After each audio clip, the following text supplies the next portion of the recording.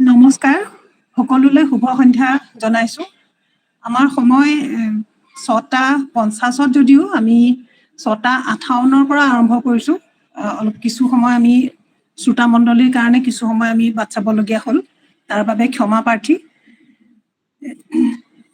প্ৰথমে সহযোদ্ধা দা P3 গোটৰ হৈ শ্ৰদ্ধাৰ সুপৰ্ণা লাহিৰী বাইদেউকে প্ৰমুখ্য কৰি উপস্থিত সকলো শ্ৰোতালৈ আন্তৰিক স্বাগতম জনাইছো। আমি বৰ্তমান এনে এটা সময়ত এটা জটিল এনেকুৱা সময়ত আমি বাস কৰিছো, য'ত সাম্ৰাজ্যবাদৰ দানৱীয় আগ্ৰাসনে শ্ৰেণী শোষণৰ মাত্ৰা আৰু বঢ়াই তুলিছে আৰু যাৰ বাবে মানৱীয় প্ৰমূল্যৰ অৱনতি ঘটিছে আৰু মানৱ সমাজলৈ এক প্ৰত্যাহ্বান আহি পৰিছে। বিশ্বৰ বিভিন্ন প্ৰান্তত চলি থকা যুদ্ধসমূহ, গৃহযুদ্ধ, গোষ্ঠীগত সংঘৰ্ষই হওক ইত্যাদিয়ে ভয়াৱহ পৰিস্থিতি। সেই এনে সময়তে সমান্তৰালকৈ আমাৰ লিংগ বৈষম্যই জন্ম দিয়া নাৰী শোষণৰ বিৰুদ্ধে যেন আমি প্ৰতিটো পৰিয়ালে এখন দীঘলীয়া যুঁজ চলাই আহিছো। আমি অনিশ্চিত অৱস্থাত আছো যে কোনোবা দিনা এই শ্ৰেণীমুক্তিয়ে নাৰী শোষণৰ অন্ত পেলাবনে নাই। তো এনে ক্ষেত্ৰতে প্ৰখ্যাত সংগ্ৰামী নাৰীবাদী লেখিকা চিমন ডি বিভুৱে কৈছিল যে নাৰী হৈ কোনেও জন্ম নলয়, কোনো নাৰী হৈ উঠে। জৈৱিকভাৱে স্ত্ৰী অংগলৈ জন্ম লোৱা কোনো এটি শিশুৱে নাজানে ই নাৰী নে পুৰুষ। পদে পদে শিশুটিক নাৰী হিচাপে আচলতে নিৰ্মাণ কৰা হয় সেইবোৰ প্ৰতিকাৰে বা সেইবোৰ লক্ষণেৰে যিবোৰক সমাজে পুৰুষৰ বিপৰীত বুলি ভাবে। তো নাৰী হলে এনেকুৱা হ'ব লাগিব, নাৰী হলে তেনেকুৱা হ'ব লাগিব। তেন্তে আমি নাৰী কোন, আমি নাৰী কি ধৰণে সংজ্ঞায়িত কৰিম?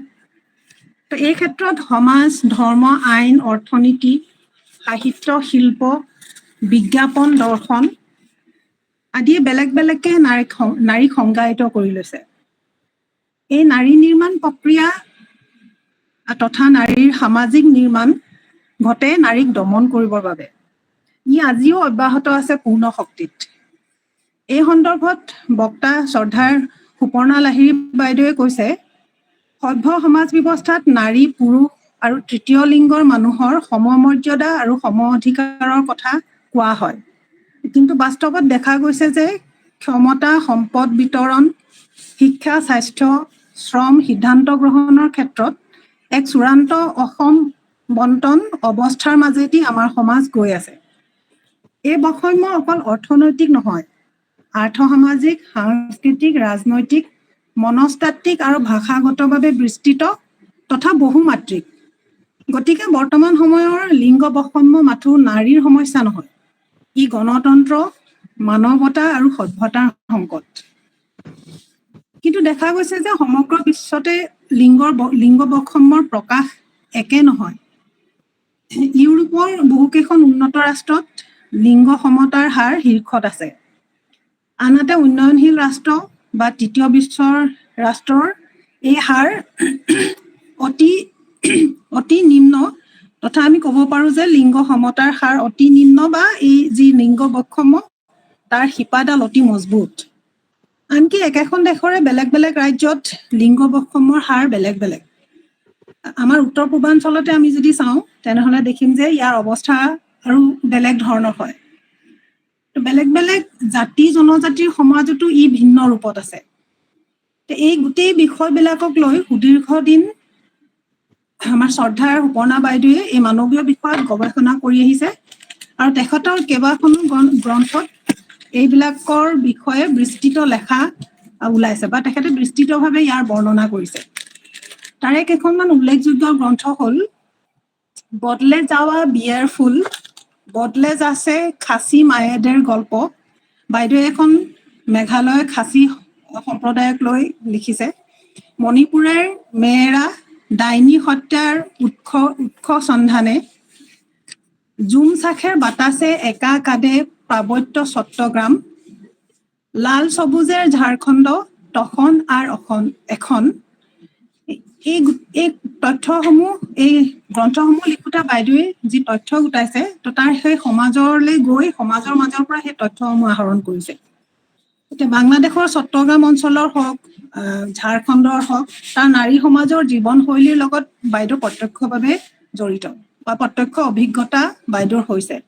আজি আমি এই সুযোগতে বাইদেউৰ সেই প্ৰত্যক্ষ অভিজ্ঞতাৰ বিষয়েও তেখেতৰ পৰা আমি কিছু নিশ্চয় জানিম। আমি আৰু বেছি পলম নকৰোঁ। আজি বক্তৃতাৰ বিষয় হৈছে বৰ্তমান সময়ত লিংগ বৈষম্য আৰু নাৰী মুক্তিৰ যুঁজখনৰ প্ৰত্যাহ্বান আৰু প্ৰতিৰোধ, নিৰ্যাতন মাৰল ঘৰৰ মজিয়াৰ পৰা ৰাজপথলৈ। ইয়াৰ ওপৰত বক্তব্য ৰাখিবলৈ শ্ৰদ্ধাৰ সুপৰ্ণা লাহিৰী বাইদেউলৈ মই মাইক্ৰফোনটো আগবঢ়াই দিলোঁ। Good evening friends. প্ৰথমতেই মই আজিৰ এই অনুষ্ঠানৰ আয়োজকসকলক মোৰ শ্ৰদ্ধা মৰম চেনেহ যাচিলোঁ। এই অনুষ্ঠানত অংশগ্ৰহণকাৰী সকলো বন্ধুৰ বাবে থাকিল মোৰ যথাযথ সম্ভাষণ। অতি গুৰুত্বপূৰ্ণ এটি বিষয় বাছনি কৰা হৈছে। তিনিটা শাৰীৰ এটা বিষয় বৰ্তমান সময়ত লিংগ বৈষম্য, নাৰী মুক্তিৰ যুঁজখনৰ প্ৰত্যাহ্বান আৰু প্ৰতিৰোধ, নিৰ্যাতন মাৰল ঘৰৰ মজিয়াৰ পৰা ৰাজপথলৈ। মই সমগ্ৰ বিষয়টো দুটা ভাগৰে ভাগ কৰি ল'ব বিচাৰিছোঁ। প্ৰথমত বৰ্তমান সময়ত লিংগ বৈষম্য, নিৰ্যাতন গৃহ অন্তৰালৰ পৰা ৰাজপথলৈ, আৰু দ্বিতীয় ভাগত এই নাৰী মুক্তিৰ যুঁজখনৰ প্ৰত্যাহ্বান আৰু প্ৰতিৰোধ। পোনপ্ৰথমতে মই এটা কথা কওঁ যে বৰ্তমান সময় বা সমকালীন সময় বুলি ক'লে আমি কিমান দীৰ্ঘৰ এখন কেনভাছ লম, এইটো আপেক্ষিক। কাৰণ ইতিহাসবিদসকলে দ্বিতীয় বিশ্বযুদ্ধৰ পৰৱৰ্তী সময়ক অৰ্থাৎ 1945-ৰ পিছৰ পৰাৰ অৱস্থাখিনিক সমকালীন অৱস্থা বুলি কয়, নাইবা বৰ্তমান সময়ৰ বুলি কয়। আকৌ সমাজবিদসকলে বিফৰ গ্লোবালাইজেশ্যন এণ্ড আফটাৰ গ্লোবালাইজেশ্যন বুলি চিহ্নিত কৰে। ঠিক একেদৰে নাৰীবাদীসকলে আকৌ ইণ্টাৰনেট যুগৰ পূৰ্বৱৰ্তী আৰু ইণ্টাৰনেট যুগৰ পৰৱৰ্তী সময় ভাগ কৰি লয়। মই ব্যক্তিগতভাৱে এখন কেনভাছ ললো য'ত 50 বছৰীয়া এটা সময় চোৱা। এই 50 বছৰীয়া এটা যাত্ৰা কালত আৰ্টিফিচিয়েল ইণ্টেলিজেন্স অৰ্থাৎ কৃত্ৰিম বুদ্ধিমত্তাৰ প্ৰৱেশ ঘটিছে, ইণ্টাৰনেট যুগ আছে, ছাত্ৰ আন্দোলন জেএনজি আছে, লিংগ বৈষম্য আছে, ক্লাইমেট চেঞ্জ আছে, মাইগ্ৰেশ্যন আছে, যুদ্ধ আছে, আৰু ডিজিটেল কালচাৰ আৱৰি থকা এখন সময়। এই সময়ছোৱাত নাৰীৰ লিংগ বৈষম্যৰ বিষয়। এতিয়া এই বিষয়খিনি প্ৰতিটো বৰ্তমান অৱস্থাৰ আকৌ এটা অতীত থাকে। এইখিনি কোৱাৰ আগতে মই এটা কথা কৈ লওঁ যে আজিৰ এই বিষয়খিনি কিন্তু অকল নাৰীৰ সমস্যা নহয়, সেয়া সভ্যতাৰ সংকট বুলি মই প্ৰথমতে অভিহিত কৰিব খুজিছো। এই লিংগ বৈষম্যৰ যি সমস্যা সেয়া সভ্যতাৰ সংকট। আমি যদি দেখো, আমি প্ৰথমতেই মই কৈ ল'ব খুজিছো যিহেতু লিংগ বৈষম্য প্ৰকৃতিগত কোনো বৈষম্য নহয়, সেয়া সৃষ্টি কৰিছে এটা বিশেষ সমাজে। গতিকে এই আৰম্ভণিৰো আগৰ এটা অতীত আছিল। এনেকুৱা এখন পৃথিৱীত সমাজ আছিল যি সমাজখনত কিন্তু লিংগ বৈষম্য নাছিল। এই সমাজৰ চৰিত্ৰটো কেনেকুৱা আছিল? এই সমাজৰ চৰিত্ৰটো আছিল যে তাত ক্লান সিস্টেম আছিল, তাত ব্যক্তিগত সম্পত্তিৰ সৃষ্টি হোৱা নাছিল, আৰু নাৰী স্বাধীন আছিল তেওঁ কাৰ সন্তান নিজৰ গৰ্ভত ধাৰণ কৰিব আৰু সন্তানৰ পৰিচয় মাতৃৰ পৰিচয় আছিল। গতিকে তাতে এই ক্লেনৰ তাতে তেতিয়া মানুহ শিকাৰ কৰিছিল আৰু সৰু সৰু সঁজুলিৰে নিজৰ খাদ্য সংগ্ৰহ কৰিছিল প্ৰকৃতিৰ পৰা। প্ৰকৃতি নিৰ্ভৰ জীৱন আছিলে আৰু সৰু সৰু কিছু সঁজুলিৰ পৰা কৃষিও আৰম্ভ হৈছিল, কিন্তু নাঙল নাছিল, নাঙলৰ চাষ আৰম্ভ হোৱা নাছিল। এনেকুৱা এখন সমাজ ব্যৱস্থাত কিন্তু আমি তাত নাৰীক সম্মান জনোৱা হৈছিল, কাৰণ নাৰী আছিল জন্মদাত্ৰী। এই সমাজ ব্যৱস্থাত যেতিয়া লিংগ বৈষম্য নাছিল, সমাজবিদসকলে পৰৱৰ্তী সময়ত ক'ব বিচাৰে, আৰু এই সময়ৰ কাৰণে আমি দুটা কিতাপ আমাৰ চকুৰ আগত থব লাগিব। এখন কিতাপ হ'ল এংগেলছৰ পৰিবাৰ, ব্যক্তিগত মালিকানা, ৰাষ্ট্ৰৰ উৎপত্তি, আৰ দ্বিতীয়খন হল আমাৰ হেনৰি লুইস মৰ্গানৰ এনচিয়েন্ট হিষ্ট্ৰি। এই দুখন কিতাপ কিন্তু আমি চকুৰ আগত ৰাখিলে আমি গম পাম যে সমাজবিদসকলে যে কৈছিল যে জননী বিধিৰ অৱসান, ব্যক্তিগত সম্পত্তিৰ উত্থান আৰু শ্ৰেণী বৈষম্য, আৰু তৃতীয় একক বিবাহ পদ্ধতি, এই তিনিওটা কাৰক কিন্তু লিঙ্গ বৈষম্য সৃষ্টি কৰিলে। অৰ্থাৎ এই সমাজত, এই সমাজ ব্যৱস্থা নাৰী তৈয়াৰ কৰিলে, জন্মগতভাৱে কোনেও নাৰী হয়ে জন্ম নললে। আৰু এই সমাজে কি কৰিলে যে লিঙ্গৰ আধাৰত এগৰাকী মানুহৰ মূল্যায়ন কৰি বৈষম্য সৃষ্টি কৰিলে। আমি পৰৱৰ্তী সময় দেখা পাওঁ যে নাৰীবাদী সকলে ক'ব বিচাৰিলে যে লিঙ্গ বৈষম্যৰ এই তিনিওটা কাৰক সত্য, কিন্তু মাৰ্কস এঙ্গেলসে শ্ৰেণী বৈষম্যক যিমান গুৰুত্ব প্ৰদান কৰিছে, ইমান গুৰুত্ব কিন্তু প্ৰদান কৰা হোৱা নাই পিতৃতন্ত্ৰৰ বিষয়খিনি। পিতৃতন্ত্ৰ কিন্তু এটা অদৃশ্য এনেকুৱা শক্তি হৈ থাকি গ'ল, সেয়া কিন্তু নাৰী বৈষম্যৰ প্ৰধান কাৰক। মই ব্যক্তিগতভাৱে এই লেগেসি বিশ্বাস কৰোঁ, আৰু এই লেগেসিক মই ভাবো যে সেয়া সত্য, কাৰণ পিতৃতন্ত্ৰ হল এটা এনেকুৱা ব্যৱস্থা যিটো ব্যৱস্থা কিন্তু ৰূপ সলালে যুগে যুগে। আমি দেখা পালো যে সামন্তীয় সমাজত এক ধৰণৰ থাকিলে, পুঁজিবাদী ব্যৱস্থাত এক ধৰণৰ থাকিলে, আৰু আটাইতকৈ দুঃখজনক কথা সমাজবাদতো কিন্তু এই পিতৃতন্ত্ৰ নাইকিয়া হৈ নগল। এই কথাখিনি কোৱাৰ আগতে মই এখন কথা কওঁ যে লিঙ্গ বৈষম্য যেহেতু সমাজ সৃষ্টি কৰে, গতিকে লিঙ্গ বৈষম্যৰ সমাজখিনি, এই বৈষম্যখিনি আমাৰ আৰ্থ সামাজিক সাংস্কৃতিক ৰাজনৈতিক সকলো প্ৰেক্ষাপটত সমানভাৱে, আৰু তাত প্ৰথম কথাষাৰে হ'ল যে তাত অসম অধিকাৰ আৰু অসম ক্ষমতাৰ বিতৰণ। এতিয়া কিন্তু আমি দেখো যে লিঙ্গ বৈষম্য গোটেই বিশ্বত এতিয়াও পিতৃতন্ত্র আছে, আৰু আটাইতকৈ ডাঙৰ কথা যে পিতৃতান্ত্ৰিক ব্যৱস্থাৰ কিছু দাৰ্শনিকও কিন্তু নাৰী সম্পৰ্কীয় যি পৰিভাষা সৃষ্টি কৰিলে সেয়া কিন্তু বৈষম্যপূৰ্ণ।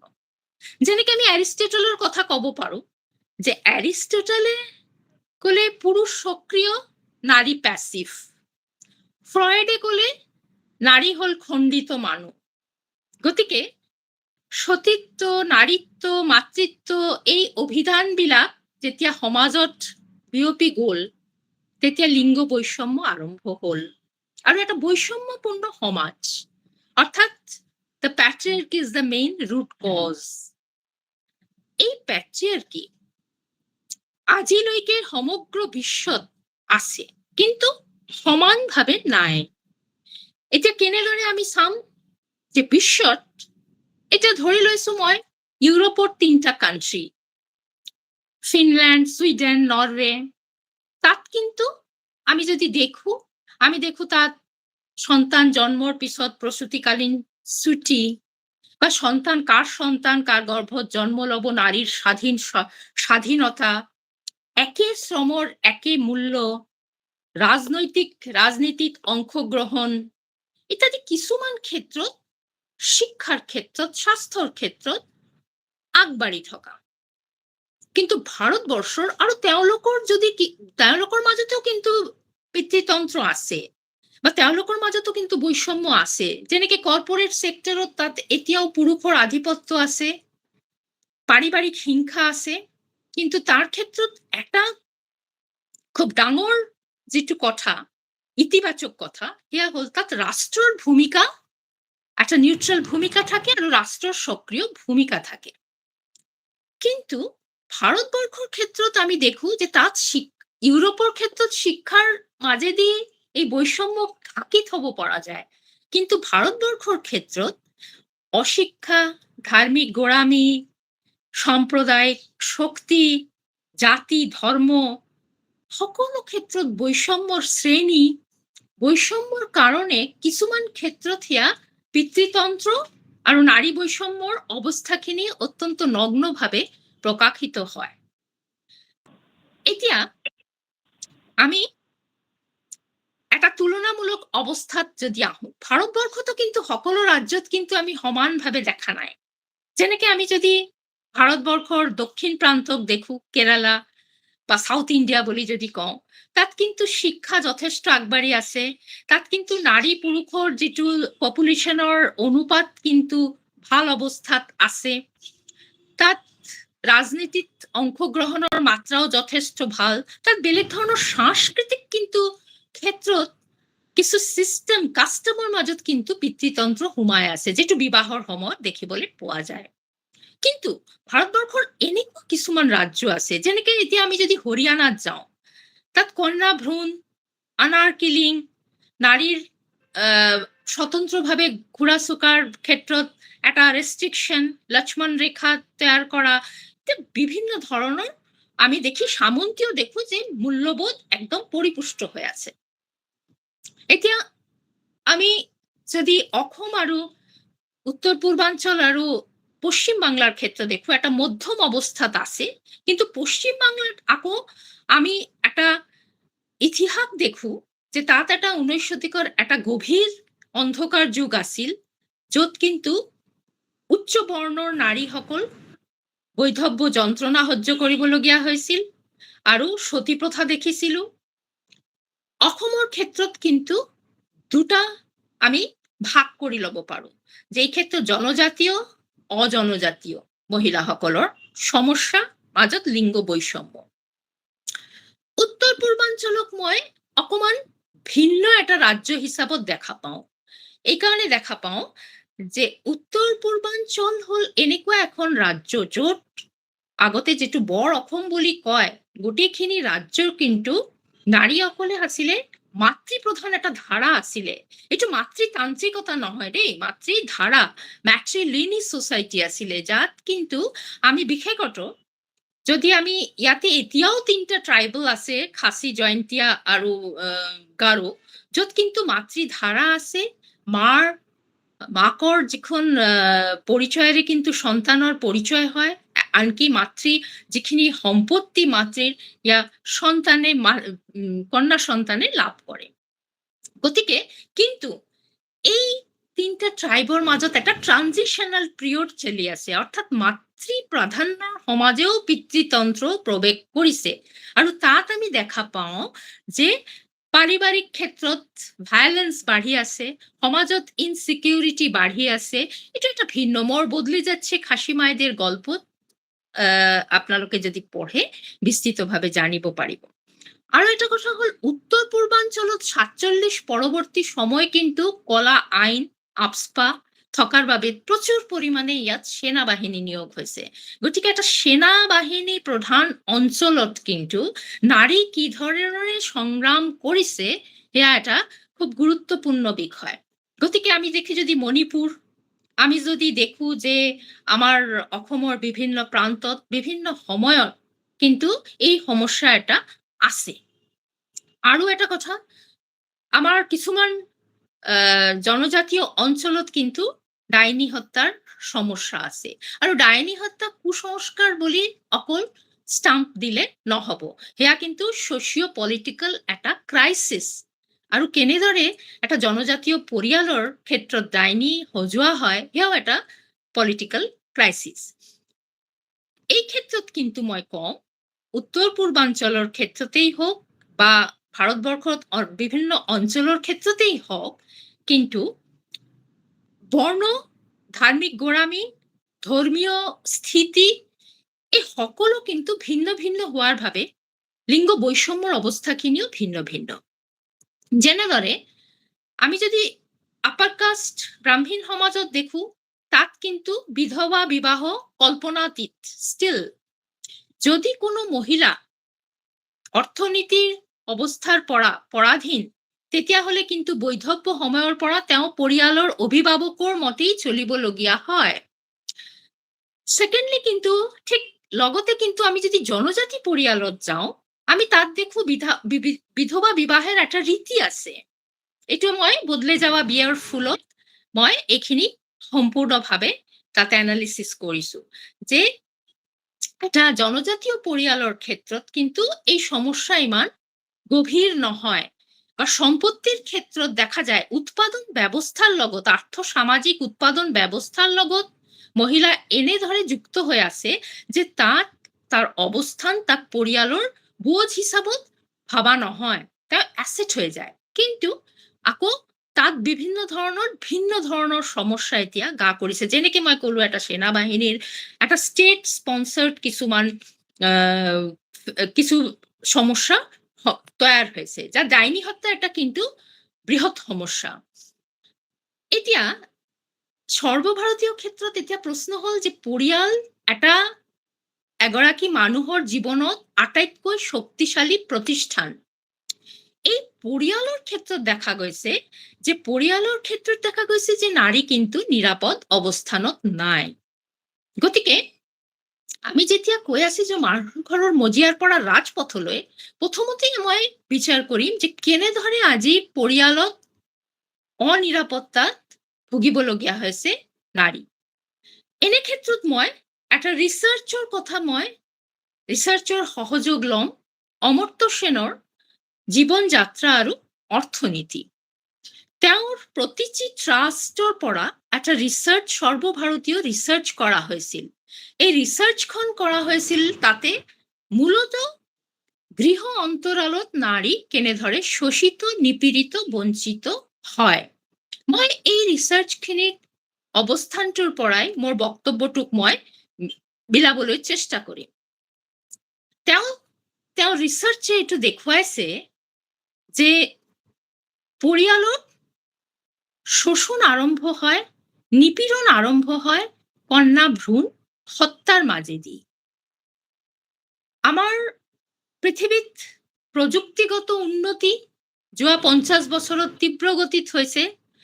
এমনোসেন্টেসিসৰ আৱিষ্কাৰ হৈছিলে।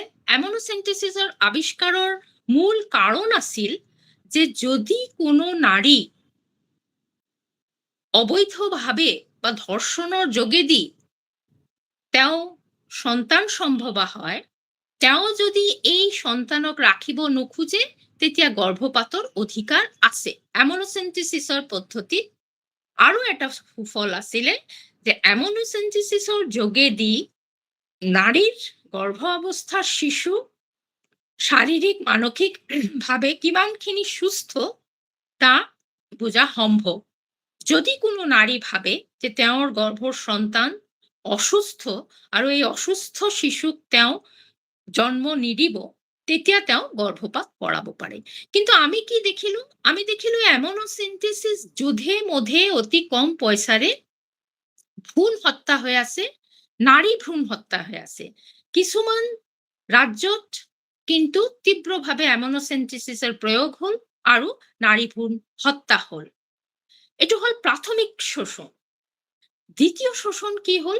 যেতিয়া শিশু জন্ম লৈ আছে তেতিয়া দেখা গ'ল কন্যা শিশু আৰু পুৰুষ শিশু অৰ্থাৎ সন্তান ল'ৰা আৰু ছোৱালীৰ আপব্ৰিংগিঙৰ মাজত ডাঙৰ হৈ উঠাৰ প্ৰতিটো পদক্ষেপত কিন্তু দেখা গ'ল এটা বৈষম্য। ইয়াক খাদ্যৰ পৰা শিক্ষাৰ পৰা স্বাস্থ্যৰ পৰা এটা বৈষম্য। আনকি ভাৰতীয় পৰিয়ালবিলাকত কম বেছি পৰিমাণ সকলো ৰাজ্যত এইটো ভবা হয় যে নাৰী হ'ল বেলেগৰ ঘৰত যোৱাৰ কাৰণে তৈয়াৰ হৈছে, গতিকে তাত সাৰ পানী কম যোগাব লাগে আৰু পুৰুষৰ ক্ষেত্ৰত বেছি, গতিকে তাৰ ক্ষেত্ৰত ইনভেষ্টমেন্ট শিক্ষাৰ ক্ষেত্ৰত এটা ডিফাৰেন্স থাকে, ইনভেষ্ট কম কৰা হয়। হয়তো ছোৱালীক দেখা গ'ল যে চৰকাৰী স্কুলত পঠোৱা হ'ল, ল'ৰাক কিন্তু ভাল ইংলিছ মিডিয়ামত পঢ়োৱা হ'ল, অৰ্থাৎ ইনভেষ্টমেন্ট কম কৰা হৈ আছে ছোৱালীৰ ক্ষেত্ৰত। এটা সময়ৰ পিছত কিন্তু স্বাধীনভাৱে মত প্ৰকাশৰ অধিকাৰ ছোৱালীৰ নাথাকে।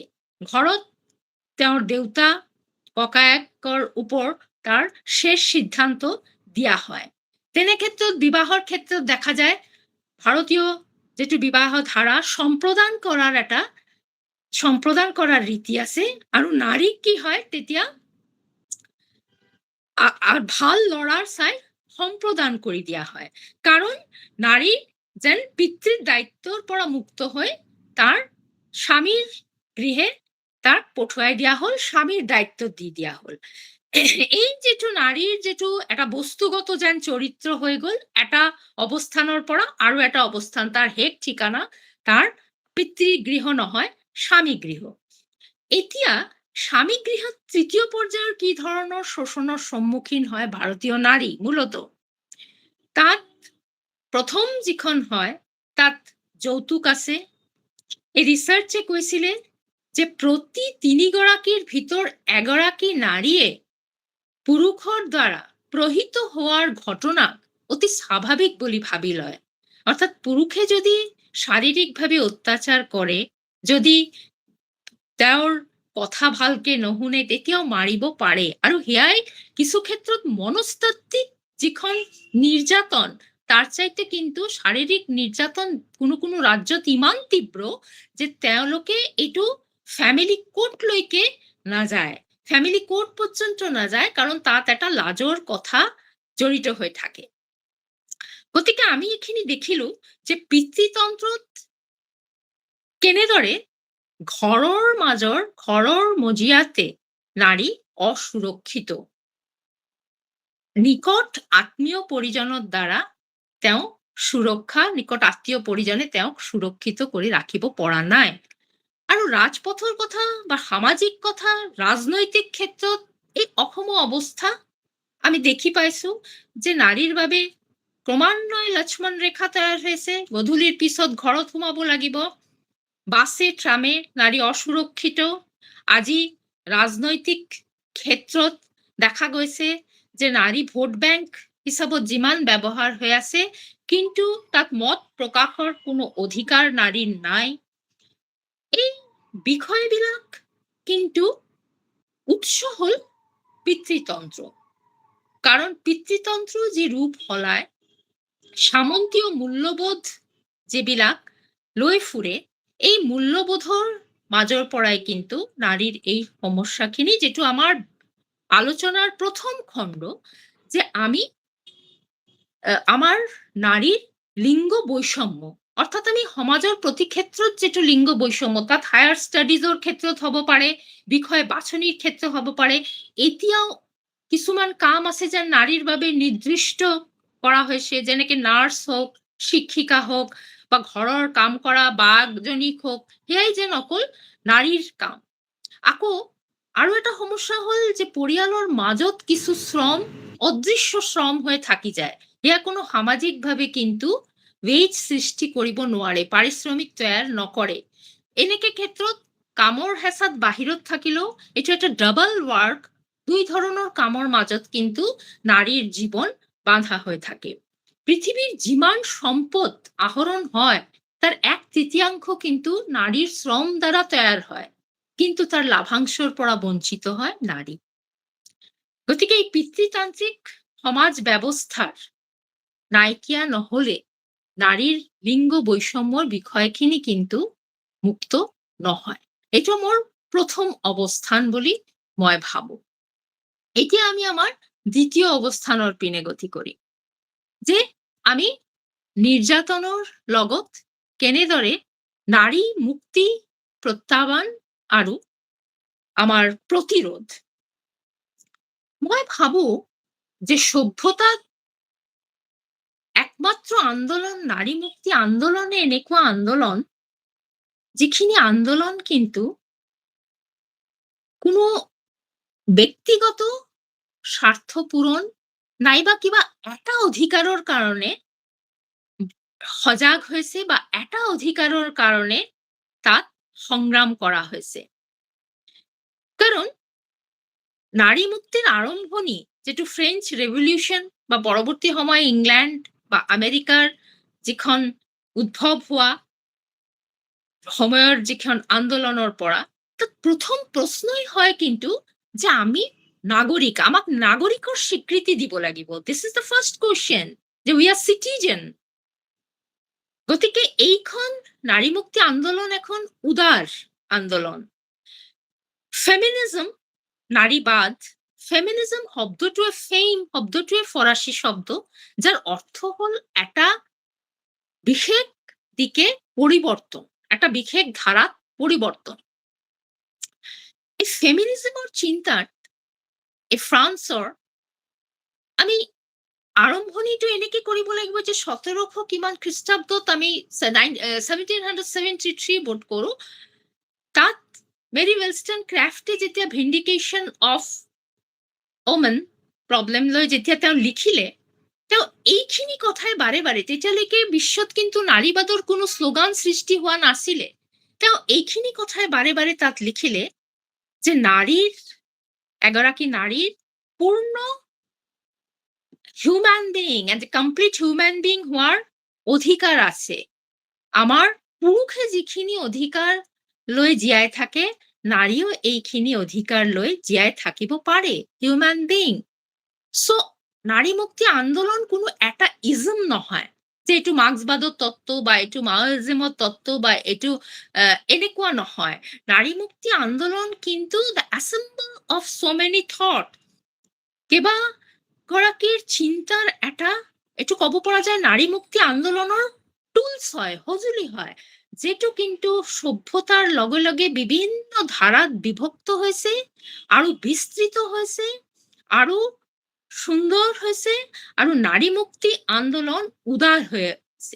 নাৰী মুক্তি আন্দোলনৰ কিন্তু চাৰিটা ঢৌ আমাৰ চকুৰ সন্মুখত আছে, আৰু প্ৰথম ঢৌখিনিয়ে কিন্তু এই ফ্ৰান্সৰ ফৰাসি বিপ্লৱৰ পৰৱৰ্তী সময়ত আমি দেখো, য'ত কিন্তু নাৰীৰ অধিকাৰ অৰ্থাৎ নাগৰিক সৃষ্টি, নাগৰিকৰ অধিকাৰ।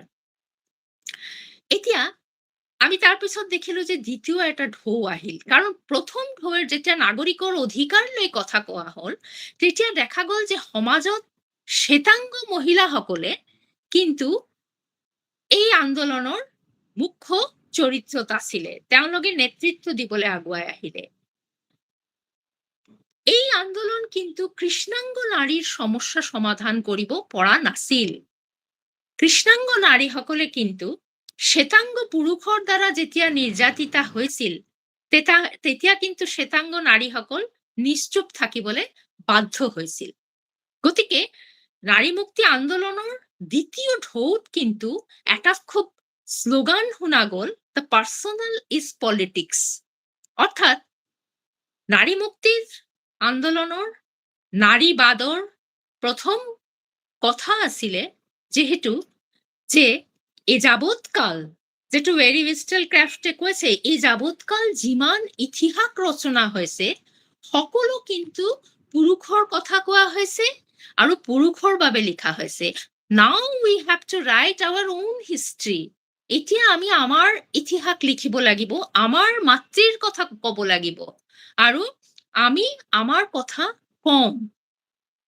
গতিকে এই নাৰী যেতিয়া হাৰ হিস্ট্ৰি তৈয়াৰ কৰিব লৈছে, যেতিয়া সেকেন্ড যেটো আমি দ্বিতীয় ঢৌ যেতিয়া আহিছে, তাত পার্সোনাল ইজ পলিটিক্স মানে সকলো নাৰীৰ তাৰ নিজস্ব শৰীৰ আৰু মানসিক স্বাতন্ত্ৰতা থাকিব আৰু প্ৰতিটো ক্ষেত্ৰত তাৰ ভোটৰ অধিকাৰৰ পৰা আৰম্ভ কৰি সম্পত্তিৰ অধিকাৰৰ পৰা আৰম্ভ কৰি গৃহ অন্তৰালত মানুহ হিচাপে প্ৰতিষ্ঠা কৰাৰ ক্ষেত্ৰত সন্তান জন্ম দিয়াৰ পিছত গোটেই জীৱনত তাৰ নিজৰো কিছু অস্তিত্ব থাকিব, যেটো সিমন দে বুভিয়াৰ কৈ আছে যে নাৰী হৈ কোনেও জন্ম নলয়, এই সমাজে নাৰী তৈয়াৰ কৰে।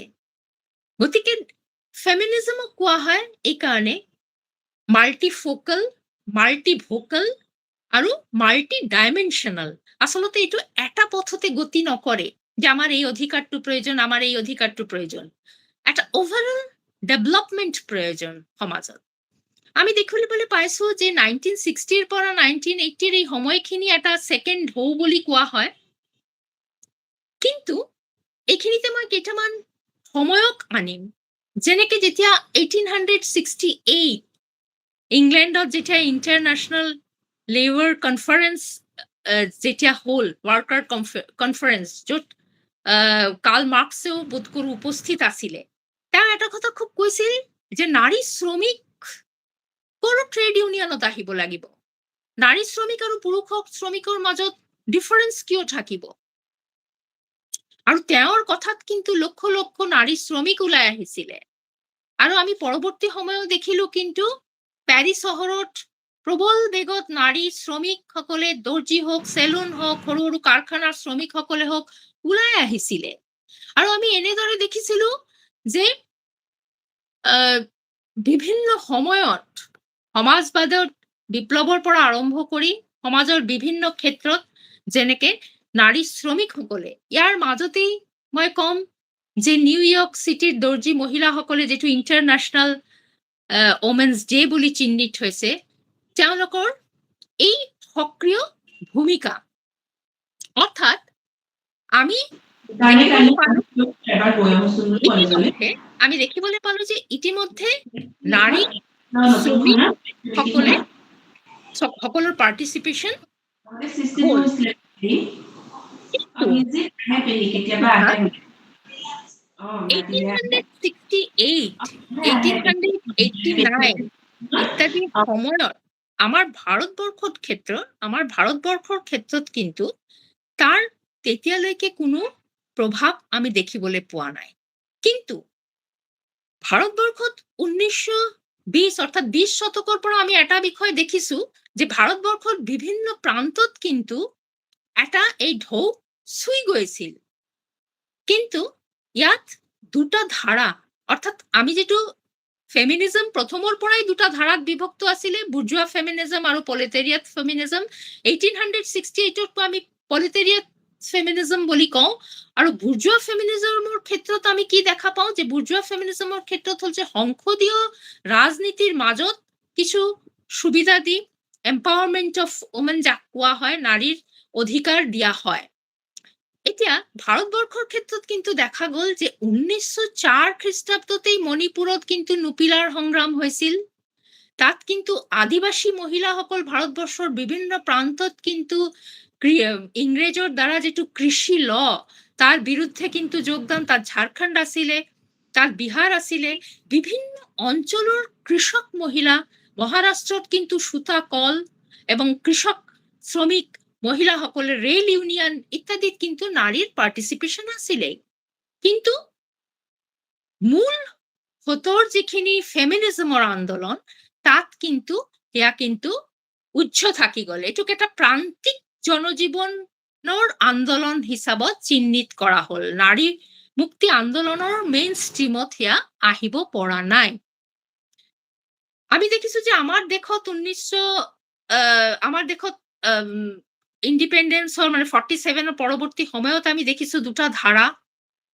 এটা কৃষক মুক্তিৰ মাজত মহিলাসকলে, আৰু এটা ধাৰাৰ ভিতৰত আমি দেখিছো যেনেকে সৰোজিনী নাইডু, আশালতা, এলিট সেকশনৰ মহিলাসকল কিছু আইনৰ কাৰণে যুঁজ দিয়া ইত্যাদি দুটা। কাৰণ ইয়াত যেটো মহিলা কংগ্ৰেছও হৈছিলে, তাতেও কিছু মহিলা, সৰ্বভাৰতীয় মহিলা কংগ্ৰেছত মহিলাৰ পাৰ্টিচিপেশ্যন আছিলে। কিন্তু এটা শ্ৰেণী বৈষম্য দেখা গ'ল। এটা দেখা গ'ল যে কৃষক মজুৰ মহিলাসকল ভিন্নভাৱে আন্দোলন কৰিবলগীয়া হ'ল আৰু সেয়াই আৰম্ভণি বুলি ক'ব পাৰো। আমি দেখিছো যে তৃতীয় ঢৌ অৰ্থাৎ 60 to 80s পিছত লাহে লাহে এই আন্দোলনবিলাক অলপ ভিন্ন চৰিত্ৰ ল'ব ধৰিলে আৰু এইটো হাইয়েষ্ট ফৰ্মত গুচি গ'ল 91 বা 90 দশক অৰ্থাৎ গ্লোবালাইজেশ্যনৰ সময়। গ্লোবালাইজেশ্যনৰ সময়ত কিন্তু আমি দেখিলো আচৰিতভাৱে গোটেই দক্ষিণ এছিয়া সাউথ ইষ্ট এছিয়াৰ যি নাৰী মুক্তি আন্দোলনৰ যি বিষয় তাক কিন্তু উন্নয়নৰ লগত যুক্ত কৰা হ'ল, উন্নয়নৰ প্ৰজেক্টৰ লগত। কেনেদৰে ৱৰ্ল্ড বেংকৰ যি প্ৰজেক্ট বা এছিয়ান ডেভেলপমেণ্টৰ যি প্ৰজেক্ট আৰু তাৰ পৰা প্ৰাপ্য যি ধন আৰু এই ধনত যে উন্নয়নশীল দেশবিলাকৰ যি বিকাশৰ এটা ফ্ৰেমৱৰ্ক তৈয়াৰ কৰা হ'ল তাৰ লগত নাৰী মুক্তিৰ আন্দোলনক যুক্ত কৰিলে ভিন্ন ভিন্ন ষ্টেটে। কিন্তু পাশ্চাত্য জগতত দেখা গ'ল যে 90 দশকত বিভিন্ন নারী মুক্তি আন্দোলন কিন্তু খণ্ডিত হৈ আছে। পৰিৱেশ আন্দোলন, যুদ্ধ বিৰোধী আন্দোলন, তেওঁলোকে গ্ৰীণ হেম আন্দোলনত আমি দেখিছো নিউক্লিয়াৰৰ পাৱাৰৰ বিৰুদ্ধে মহিলাসকল তাত আগবাঢ়ি আহিছে। বিভিন্ন পেষ্টিচাইড যিখিনি মাল্টিনেশ্যনেল কোম্পানীৰ হাতত আছে তাৰ বিৰুদ্ধে কিন্তু তেওঁলোকে যুদ্ধ কৰি আছে।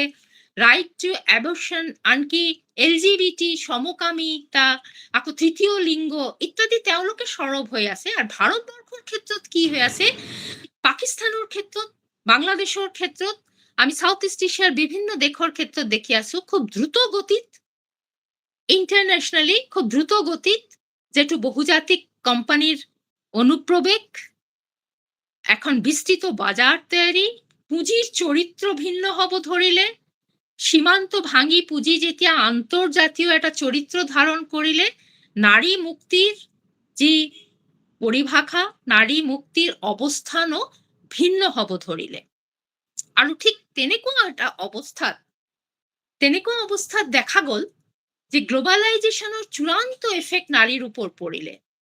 প্রাইভেটাইজেশন, এফালে প্রাইভেটাইজেশন হৈ আছে, দ্বিতীয়ত হৈ আছে যে আমার সমগ্র দেশত নারীর যে শিপিনী, দাউনী, ৰোৱনী যে পৰিচয় আছিলে, বিহাৰত কিছুমান কুটিৰ শিল্পৰ লগত যুক্ত হৈ আছিলে, মধ্যপ্ৰদেশত কিছুমান কুটিৰ শিল্পৰ লগত যুক্ত হৈ আছিলে, এইবিলাক নাইকিয়া হৈ তাত বহুজাতিক কোম্পানিৰ অনুপ্ৰবেশ ঘটাৰ বাবে নাৰীৰ অবস্থান কিন্তু ক্ৰমান্বয়ে একেবাৰে পিছ পৰি যাব ধৰিলে। আৰু তাত কি কৰা হল, অকল ৰাষ্ট্ৰ অতি সুচতুৰভাবে কিছু হিতাধিকাৰীৰ একটা আঁচনি লোৱা আৰম্ভ কৰিলে। আমি দেখিবলৈ পালো যে 90 দশকৰ পৰৱৰ্তীকালে পিতৃতন্ত্ৰ কেনেকে একটা বিস্তৃত সামন্তীয় মূল্যবোধৰ পৰা ওলাই পুঁজিবাদে পিতৃতন্ত্ৰ কেনেদৰে যে এখন মাৰ্কেট তৈয়াৰ হল, এই মাৰ্কেটত নাৰী ওলাই গৈছিলে স্বনিৰ্ভৰ হওয়াৰ কাৰণে, কিন্তু তাতে প্ৰচণ্ডভাবে শোষিত হব ধৰিলে। কেনেদৰে আমি বিজ্ঞাপনত নাৰীৰ দেহ ব্যবহাৰ দেখিছো, আমি ব্যক্তিগত খণ্ডত অতি কম পাৰিশ্ৰমিকত অস্থায়ী নেচাৰৰ শ্ৰমিক দেখা পালো, আমি দেখিলো যে কৃষিৰ পৰা নাৰী কেনেকে ওলাই যাবলৈ বাধ্য হল। অৰ্থাৎ নাৰী কিন্তু এই পিতৃতন্ত্ৰ কিন্তু এতিয়া বৃহত্তৰ একটা বৃত্তেৰে নাৰীৰ প্ৰতি শোষণ আৰম্ভ কৰিলে, পিতৃতন্ত্ৰ ৰূপ সলালে। ঠিক যেনেকে গেলম্বেট, কমলা বেসিন তেওঁলোকে এইখিনি প্ৰমাণ সহকাৰে দেখুৱালে যে পিতৃতন্ত্ৰ কিন্তু এটা সময় নাছিলে, তেতিয়া সমাজত এই ধৰণৰ ইমব্যালেন্স নাছিলে, কিন্তু এতিয়া কিন্তু পিতৃতন্ত্ৰ ভিন্নভাৱে আৰু গভীৰ হল। আমি 2010 পৰবৰ্তী সময় কিন্তু দেখিলো যে একটা চতুৰ্থ ঢৌ, এই চতুৰ্থ ঢৌৰ ভিতৰ কিন্তু একটা ডিজিটাল কালচাৰৰ মাজত নারীর যি অবস্থান, অর্থাৎ এতিয়ালৈকে কিন্তু হেয়া চলি আছে যে ডিজিটালি, তার মানে তৃতীয় ঢৌৰ মাজত নাৰী নিজক চেষ্টা কৰিলে পৰিৱেশ আন্দোলনৰ, যুদ্ধ বিৰোধী আন্দোলনৰ লগত যুক্ত কৰিবলৈ, আৰু এফালে কিন্তু 90 পৰবৰ্তী সময়ত কিন্তু বিভিন্নভাবে উন্নয়নেৰ লগত যুক্ত কৰি কিন্তু আটাইতকৈ বেছি প্ৰভাৱিত হল নাৰী। আজি বিভিন্ন অঞ্চলত গৃহযুদ্ধত গৃহহাৰা নাৰী, যুদ্ধৰ আটাইতকৈ দুৰ্প্ৰভাৱৰ পৰা কিন্তু প্ৰভাৱিত হৈছে নাৰী।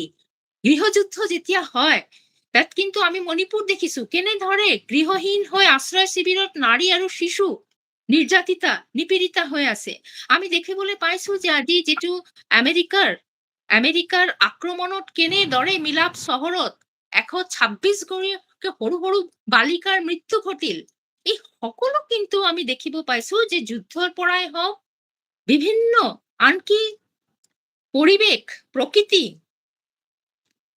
আমি যেতিয়া বহুজাতিক কোম্পানী যেতিয়া অনুপ্ৰৱেশৰ বাবদ উচ্ছেদ হোৱা নাৰী সংখ্যা বেছি, আৰু এই ক্ষেত্ৰত নাৰী সংগ্ৰাম তীব্ৰ হ'ব ধৰিছে।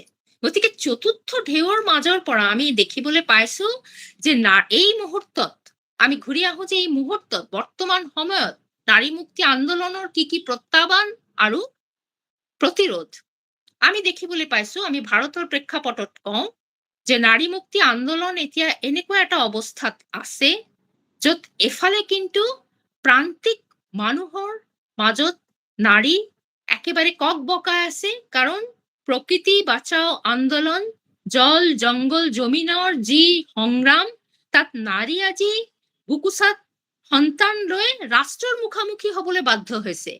কাৰণ আমি নাজানো আমাৰ মধ্যবিত্ত যাৰ অকমান অৰ্থ আছে, শহুৰে মহিলাসকলৰ মাজত মি টু আন্দোলন যেতিয়া হৈছে বা কিছু ধৰণৰ সংসদীয় ৰাজনীতিৰ কিছুমান টোপ তেওঁলোকে পাই আছে, তেওঁলোকে কিন্তু অনুভৱ কৰিব পৰা নাই যে কিদৰে নাৰীৰ ওপৰত আজি অত্যাচাৰ হৈ আছে। সেনাবাহিনীৰ অত্যাচাৰে হওক, প্ৰকৃতি মাটি সংগ্ৰহৰ বাবেই হওক, সকলো ক্ষেত্ৰত কিন্তু নাৰী আগবাঢ়ি আহিছে। আমি চহৰত থাকি অনুভৱ কৰিব নোৱাৰো যে কেনেদৰে পৰিৱেশ আন্দোলন তীব্ৰ হৈ গৈ আছে উৰিষ্যাৰ কোনো এটা গাঁৱত। তাত নদী, ঝৰ্ণা, পাহাৰ এইবিলাক বহুজাতিক কোম্পানী যেতিয়া ল'বলৈ লৈছে, তাত আগভাগ লৈছে নাৰীসকলে। কাৰণ সেয়া নাৰীৰ কিন্তু জীবন মৰণ সমস্যা। নাৰীৰ আজি প্ৰকৃতি বাঁচাও আন্দোলন জীবন মৰণ সমস্যা। তাৰ জল, তাৰ পানী, তাৰ সন্তানৰ ভৱিষ্যতৰ কাৰণে তাক উচ্ছেদিত হৈ আশ্ৰয়হীন অনাগৰিক হৈ যাব ধৰিছে।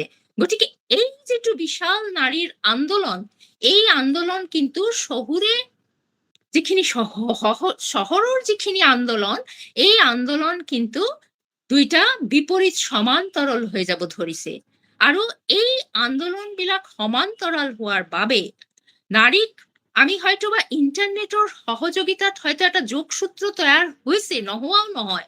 তথাপি কিন্তু এটা আন্তৰ্জাতিকভাৱে নাৰী মুক্তি আন্দোলনৰ বিভিন্ন অঞ্চল ভিত্তিক আন্দোলনৰ সৈতে যুক্ত কৰাৰ ক্ষেত্ৰত এনেকুৱা ৰাজনৈতিক শক্তি কিন্তু তৈয়াৰ হ'ব পৰা নাই, যিটো এটা খুব শক্তিশালী যোগসূত্ৰ তৈয়াৰ কৰিব পাৰে, যাৰ বাবে মাজে মাজেই কিন্তু নাৰী মুক্তি আন্দোলনৰ যিখিনি ঢৌ, সেয়া কিন্তু এটা সংকীৰ্ণ আন্দোলনৰ এটা প্ৰান্তিক মহিলাৰ আন্দোলন হৈ থাকি যায়। যেনেকে আমি মণিপুৰৰ ক্ষেত্ৰত দেখিলো, মণিপুৰৰ ক্ষেত্ৰত সৰ্বভাৰতীয় স্তৰে কিছু প্ৰতিবাদ হল, কিন্তু এই আন্দোলনটো সম্পূৰ্ণভাৱে মণিপুৰৰ আন্দোলন হৈ আছে, মণিপুৰী মহিলাৰ ইমাসকলৰ আন্দোলন হৈ আছে। আমি দেখিছো যে আজি উৰিষ্যাত যিখিনি বহুজাতিক কোম্পানী যেতিয়া মাটি ল'বলৈ আগুৱাই হৈছে, ৰাষ্ট্ৰৰ লগত যুদ্ধ কৰিছে মহিলাসকল, কিন্তু সেয়া অকল উৰিষ্যাৰ এটা অঞ্চলৰ মহিলাসকলৰ মাজত হৈছে। আমি দেখিছো ছত্তীশগড়, আমি দেখিছো ঝাৰখণ্ড, আমি দেখিছো বিভিন্ন জাগাত আদিবাসী জনজাতীয় মহিলাসকল আটাইতকৈ বেছি আক্ৰান্ত হৈ আছে জনজাতীয় মহিলাসকল। কাৰণ তেওঁলোকৰ মাটি আজি তেওঁলোকৰ মাটিৰ পৰা উচ্ছেদিত হ'বলগীয়া হৈছে, সন্তান লৈ তেওঁলোকে আশ্ৰয় শিবিৰত থাকিবলৈ বাধ্য হৈছে। কিন্তু আমি যিটো মধ্যমবৰ্গীয় মহিলাসকলে আজি কিছু সুবিধা ভোগ কৰা মহিলাসকলে, আমি দেখিছো ব্যক্তিগত খণ্ডত অতি কম পাৰিশ্ৰমিকে মহিলাসকলে কি ধৰণৰ নিৰ্যাতিতা হৈ আছে, কিন্তু বাজাৰে কেনেদৰে তেওঁলোকক গ্ৰাস কৰিছে, তেওঁলোকে অনুভৱ পৰা নাই যে এইটো নিৰ্যাতন। এই সকলো ক্ষেত্ৰত অকল নাৰী কোনো বিশেষ শ্ৰেণী হ'ব নোৱাৰে, বিভিন্ন শ্ৰেণীৰ মাজত নাৰী আছে। গতিকে socio political, cultural, multivocal and multi dimensional এই গোটেই আন্দোলনৰ মাজত যোগসূত্ৰ কৰাৰ বাবে যিটো স্টিয়াৰিং কমিটি, এই স্টিয়াৰিং কমিটি হল এটা খুব শক্তিশালী ফিলসফি। এইখিনি কিন্তু অভাৱ ভাৰতবৰ্ষৰ ক্ষেত্ৰত আছে। অকল ভাৰতবৰ্ষ বুলি নকওঁ, সমগ্ৰ বিশ্বত আছে। পুঁজিবাদ আইসিইউত আছে, কিন্তু বিকল্প কি? তাৰ বিকল্প কোনো ৰাজনৈতিক সমীকৰণ এতিয়ালৈকে প্ৰতিষ্ঠিত হ'ব পৰা নাই, বা যদি হৈছে তাৰ অন্বেষণৰ মাজত কিন্তু এই ডাইলেক্টিকেল মেটেৰিয়েলিজমৰ যি শক্তিশালী তত্ত্ব, তাৰ শক্তিশালী তত্ত্ব প্ৰয়োগৰ শক্তিশালী অৱস্থান পোৱা নাই। এই অৱস্থান নোপোৱা অৱস্থাত ক্ষেত্ৰত আজি কি কাৰণে পোৱা নাই, এইটো যেতিয়া আমি অন্বেষণ কৰিব লওঁ, যেতিয়া ভাবো, অন্তত মই নিজে ব্যক্তিগতভাৱে অনুভৱ কৰো, সেয়াই হ'ল পিতৃতন্ত্ৰ, প্যাট্ৰিয়াৰ্কি। সমাজবাদৰ পতনৰ সময়ত কিন্তু প্যাট্ৰিয়াৰ্কি শক্তিশালী হৈছিল, কাৰণ বিপ্লৱ পৰৱৰ্তী সময়ত আলেকজাণ্ডাৰ কোলনতাই কিন্তু নিজৰ যিখিনি স্বাধীন মত প্ৰকাশ কৰিব পৰা নাছিল, তেওঁ সুদীৰ্ঘ বছৰ সাইলেন্ট হৈ আছিল। গতিকে এই প্যাট্ৰিয়াৰ্কিৰ যিটো গভীৰ শিপা, এই শিপা কিন্তু ইমান সহজত যোৱাৰ কথা নহয়। এই শিপাক কিন্তু আমি যদি মূল্যায়ন সঠিকভাৱে এতিয়াও নকৰো, তেন্তে কিন্তু ভৱিষ্যৎ প্ৰজন্ম, সেয়া অকল নাৰীৰ বাবে নহয়, এখন সুন্দৰ সমাজ গঢ় দিয়াৰ ক্ষেত্ৰত কিন্তু অসুবিধা হ'ব। যিটো মই শেষ কৰো মোৰ বক্তব্য, শেষ কৰাৰ আগত কওঁ মই বেল হুক, নাৰীবাদী নেত্ৰী বেল হুকৰ এষাৰ কথা দি মই শেষ কৰো। তেওঁ কৈছিলে, the feminism is not for women, feminism for all. এখন সুন্দৰ সেউজীয়া শোষণহীন সমাজ গঠন কৰাৰ বাবে ফেমিনিজমৰ সংগ্ৰাম প্ৰয়োজন। নমস্কাৰ।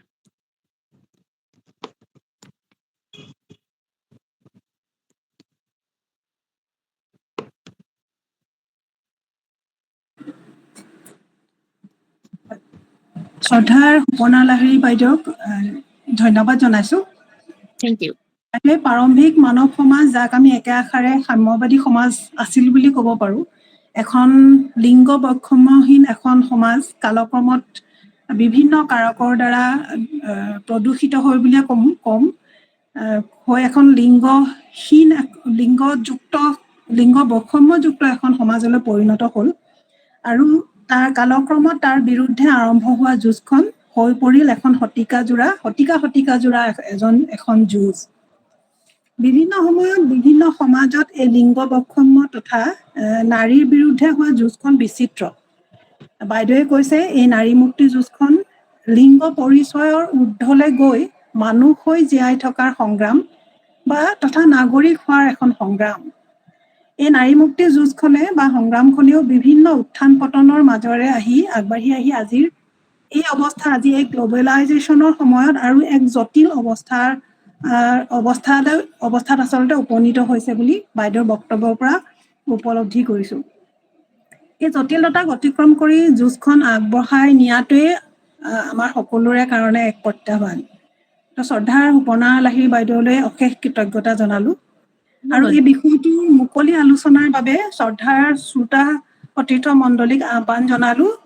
আৰু পৰৱৰ্তী আলোচনা সভাখন পৰিচালনা কৰিবৰ বাবে মই সতীৰ্থ শান্তনু কোঁৱৰক অনুৰোধ জনালো। ধন্যবাদ বাইদেউ। ধন্যবাদ কল্যাণী বাইদেউ। আলোচনাৰ ফালে এতিয়া আগবাঢ়িব পাৰিম। হয়, ধন্যবাদ কল্যাণী বাইদেউ।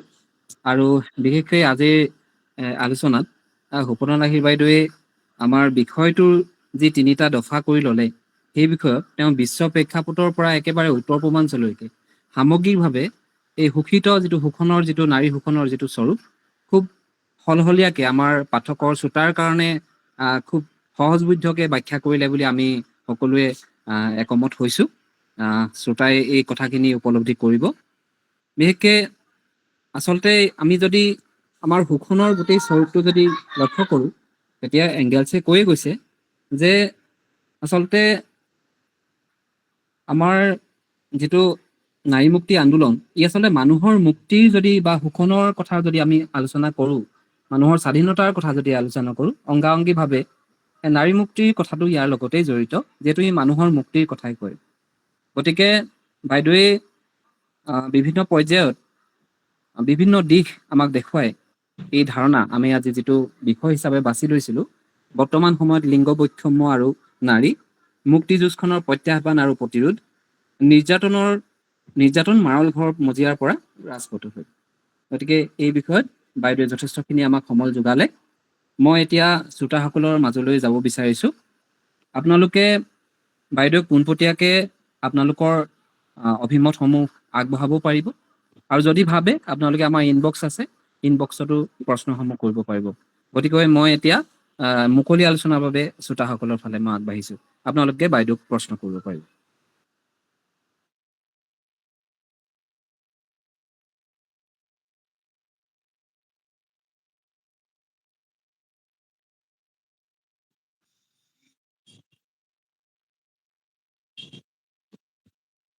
হেল্ল'। হয়। হাই, মই ডিম্পী লস্কৰ। মই ফাৰ্ষ্ট অফ অল মই সুপৰ্ণা মেমক ধন্যবাদ জনাব খুজিছোঁ। তেওঁ এটা বহুত গ্ৰেট ডিছকাশ্যনৰ আৰম্ভণি কৰিলে। মই এটা বস্তু আপোনাক মানে জানিব বিচাৰোঁ, যিহেতু আপুনি এইটোৰ ওপৰত বহুত মানে আপোনাৰ অভিজ্ঞতা আছে, আপুনি লিখিছে, আপুনি পঢ়িছে এইটো বিষয়ে। যেতিয়া আমি ফেমিনিজিমৰ নতুন ডিছক'ৰ্চৰ কথা কওঁ আমাৰ এতিয়াৰ সমাজত, I will স্পেচিয়েলি ইণ্ডিয়াৰ কথা যদি কওঁ, ধৰি লওক এতিয়া আমাৰ 4th wave of feminism start হৈছে বুলি কোৱা হয় 2010 চনৰ পৰা, ধৰি লওক লগভাগ 10 চনৰ পৰা। আৰু যেতিয়া আমাৰ ইণ্টাৰছেকশ্যনেল ফেমিনিজম বুলি এটা কথা আৰম্ভ হৈছিলে 3rd ৱেভৰ টাইমত, যেতিয়া ব্লেক ফেমিনিষ্টসকলে কোৱা হৈছিলে যে ফেমিনিজিমৰ ডিছক'ৰ্চটো যোনটো ৱেষ্ট লিবাৰেল ফেমিনিজম, তাত বহুত হোৱাইট বুলি তেওঁলোকক কোৱা হৈছিলে। চ' আমাৰ ইণ্ডিয়াটো যেতিয়া আমি দেখোঁ, আমাৰ সমাজখন বহুত ধৰণে ধৰি লওক ডিভাইডেড হৈ আছে। তাৰ প্ৰব্লেম কিছুমান আছে, ধৰি লওক কাষ্ট হৈ গ'ল, caste, gender, then indigenous women. ধৰি লওক এই ডিছক'ৰ্চ, এই ডিভিজনবিলাকক আমি ইণ্টাৰছেকশ্যনছ যোনবিলাক বনা হৈ আছে ছ'চাইটিত, আমাৰ ইণ্ডিয়ান ছ'চাইটিত, আমি কেনেকুৱা ধৰণে ইনক্লুজিভিটি আনিব পাৰোঁ আমাৰ ফেমিনিষ্ট ডিছক'ৰ্চত। এতিয়া ধৰি লওক আপুনি নাভাবেনে যে এটা ৱেষ্টাৰ্ণ লিবাৰেল ফেমিনিজিমত ৱমেনক এটা ছিংগুলাৰ পাৰ্টিকুলাৰ এটা ফৰ্ম হিচাপে মানে ডিছকাছ কৰা হয়, বাট আমি যেতিয়া ইণ্ডিয়ান সমাজত চাওঁ, এজনী দলিত ৱমেনে কেনেকুৱা ধৰণৰ ডিছক্ৰিমিনেশ্যন ফেচ কৰে আৰু এজনী ব্ৰাহ্মণ ৱমেনে কেনেকুৱা ধৰণৰ ডিছক্ৰিমিনেশ্যন ফেচ কৰে, তাৰ মাজত বহুত পাৰ্থক্য। চ' আমি যেতিয়া ফেমিনিষ্ট ডিছক'ৰ্চক আগবঢ়াই নিম, আমি ফেমিনিজিম বা ৱমেনক এটা ধৰণেৰে চালে এটা প্ৰব্লেমেটিক ভিউ হৈ যাব মোৰ মতে। চ' আমি কেনেধৰণে আমাৰ সমাজত সেই ইনক্লুজিভিটিটো আনিব পাৰোঁ আমাৰ ফেমিনিষ্ট ডিছক'ৰ্চত, when we talk about India particularly? Nice question, thanks Timpi. কিন্তু মই এটা কথা কওঁ, ৱেষ্টাৰ্ণতো কিন্তু নাৰীক এটা ক্লাছ হিচাপত ভবা নাযায়। তাতো কিন্তু মই প্ৰথমতেই কৈছোঁ, মোৰ ফেমিনিজমৰ প্ৰথম ঢৌতেই আমি দেখিছিলোঁ যে শ্বেতাংগ নাৰীসকল, কৃষ্ণাংগ নাৰীসকলে, যেতিয়া শ্বেতাংগ নাৰীসকলে right to the vote, right to the abortion লৈ কথা উত্তাল শ্লোগান, পাৰ্চনেলিষ্ট পলিটিক্স শ্লোগান ৰচনা কৰি আছে, তেতিয়াও দেখা গৈছিলে কিন্তু কৃষ্ণাংগ নাৰীসকলে সেই শ্বেতাংগ নাৰীসকলৰ স্বামী দ্বাৰা শোষিত। তেওঁলোকৰ ঘৰত কিন্তু কৰ্মৰ 8 ঘণ্টাৰ সলনি 16 ঘণ্টা কাম কৰিবলগীয়া হৈছে। তাৰমানে এখন ডিফাৰেন্স আছিলে।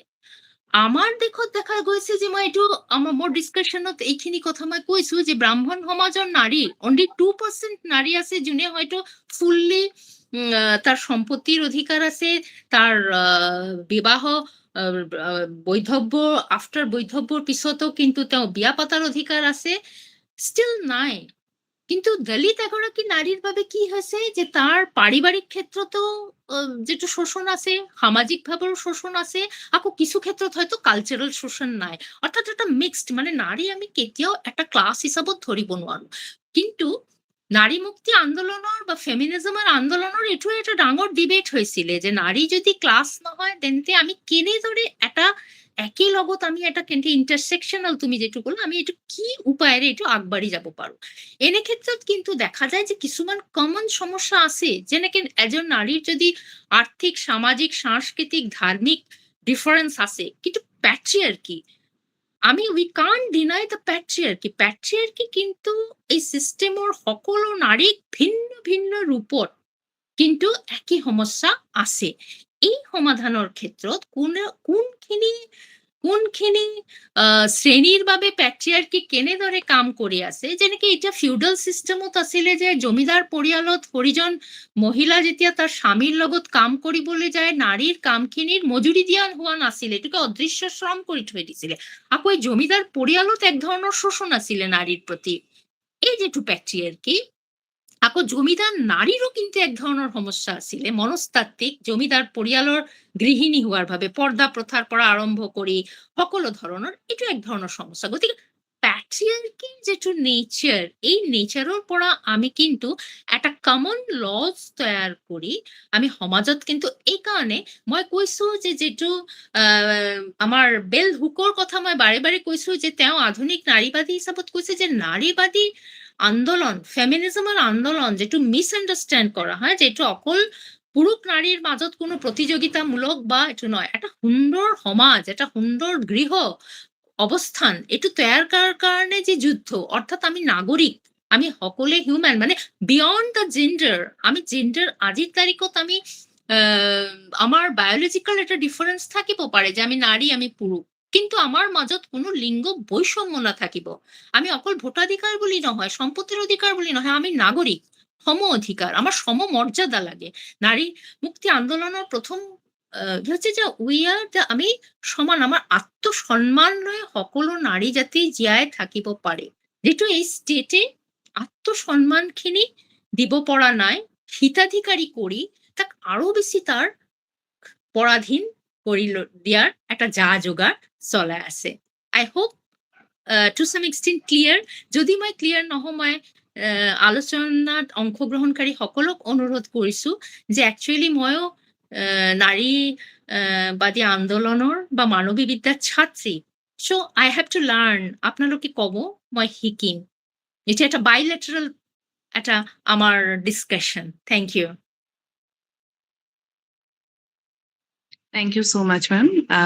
Apuni jihetu kole, one more thing that you said, the pseudo feminism junto etia Yes. start hoise, etia amar course webot online junto eta Mm. dhorlok Mm. online eta digital eta dhorlok feminist eta discourse arambho hoise, tat moi Right. bhabu je amar junto Gen Z generation, হয় I can't generalize, but হয় to some extent, there have been Right. this problem of people not understanding the whole point of feminism. But Right. pseudo feminist eta idea মানে আগবঢ়াব বিচাৰিছে, য'ত তেওঁ ভাবে যে মহিলাৰ কম্পিটিশন মেন হয়, তেওঁলোকৰ হয়। অধিকাৰখিনি আমি যদি লৈ লওঁ, সেইটোৱে আমাৰ হয়। কাৰণে ফেমিনিজম হয় হয়। সো হয়। আপুনি কেনেকৈ মানে এই নতুন জেনেৰেশ্যনৰ যোনখিনি ল'ৰা ছোৱালী, তেওঁলোকক আমি কেনেধৰণে এনেকুৱা ধৰণে আমি শিক্ষা মানে আমাৰ কলেজৰ ধৰি লওক শিক্ষাত, যিহেতু বেচেলাৰ যেতিয়া তেওঁলোক পায়গে, তেওঁলোকে দে কেন চুজ জেণ্ডাৰ মানে studies, but before that to understand how this discourse started and what is actually feminism, আমি কেনেকৈ এওঁলোকক ইনস্পায়াৰ কৰিব পাৰোঁ আপোনাৰ মতে, যাতে তেওঁলোক এই চুডো ফেমিনিষ্ট ডিছক'ৰ্চৰ পৰা বাহিৰলৈ ওলাই আচল ফেমিনিষ্ট ডিছক'ৰ্চ কি সেইটো বুজিবলৈ চেষ্টা কৰিব পাৰে। আচলতে থেংক ইউ, কোৱেশ্চন বিলাক তোমাৰ খুব ভাল লাগিছে। একচুৱেলি আমাৰ দেশৰ শিক্ষা ব্যৱস্থাত মানৱী বিদ্যা আছে, কিন্তু মই কওঁ যে প্ৰশ্ন কৰা, যেটো প্ৰশ্ন কৰা আৰু যেটো কোৰ্সৰ লগত যেটো বাস্তৱ অৱস্থাৰ লগত মিলাই যিখন থিওৰিটিক্যাল ষ্টাডি প্ৰয়োজন হয়, এটাৰ হয়তো বা ক'ৰবাত এটা অভাৱ থাকি গৈছে। কাৰণ আমাৰ যেটো আফটাৰ গ্লোবালাইজেশন যে বৃহৎ যে মাৰ্কেট, মানে মাৰ্কেটৰ শিক্ষা, তাৰ মানে মাৰ্কেটৰ পৰিধি ইমান বেছি বিস্তৃত হৈছে, য'ত সমাজ জীৱন কিন্তু পৰিধি খুব সংকুচিত হৈছে। গতিকে আমি কিছুমান ক্ষেত্ৰত ভাবো যে যেনেকে ছোৱালী নতুন বিশেষ কৰি নতুন প্ৰজন্মৰ ছোৱালীসকলে ওমেন স্লিপ বুলি কয়, যেনেকে এতিয়া ধৰা চহৰতে পাবত ছোৱালীও যাব পাৰে, ল'ৰাও যাব পাৰে। এতিয়া হোল নাইট হয়তো ছোৱালী তাতে ড্ৰিংকস কৰাৰ অধিকাৰখিনি পাইছে, এইটো এটা অধিকাৰ পাইছে, কিন্তু এইটো অধিকাৰৰ কিন্তু আটাইতকে বেছি সাফাৰ কৰিবলগীয়া হৈছে ছোৱালী। তাৰ ওপৰত কিন্তু এক ধৰণৰ এই কথাটো, তাৰ মানে এইটোৰ এটা অপোজিট, কাৰণ যেতিয়া বাজাৰৰ ওপৰ অভিভাবকত্বৰ একটা দায়িত্ব দিয়া হয়, বাজাৰে কিন্তু একটা গ্ৰাহকৰ সংস্কৃতি তৈয়াৰ কৰে, তাত কিন্তু কোনো আন্দোলন সঠিক ক্ষেত্ৰত আগবাঢ়ি যাব নোৱাৰে। এইটোৰ কাৰণে সমাজ জীৱনৰ অভিভাৱক নাইকিয়া হলে নহব আৰু সমাজ জীৱনৰ কিছু শিক্ষা প্ৰয়োজন।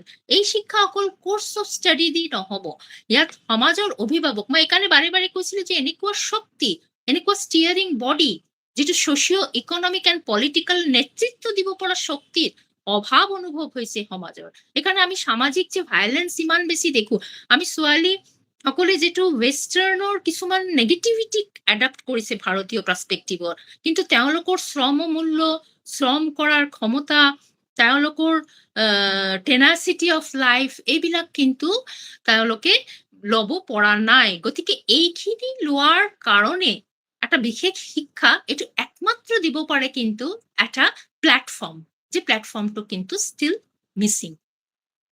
Thank you. Thank you so' much ma'am. মোৰ বহুতেই ভাল লাগিলে আপোনাৰ ছেশ্যনটো। মই সকলোকে অনুগ্ৰহ কৰোঁ, কাৰোবাৰ যদি আৰু কিবা কুৱেশ্যন আছে সুধিব পাৰে। Thank you. ওয়েলকাম।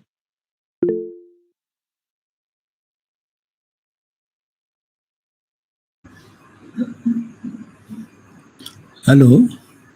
হয়। সুপৰ্ণা বিভিন্ন দিশ সামৰি আজি যি বক্তব্য ৰাখিলে, তাৰ মাজত বিভিন্ন প্ৰশ্নৰ আমি কিছু উত্তৰ পাইছোঁ। মই এটা বিশেষ দিশত অলপ এটা প্ৰশ্ন আগবঢ়াম।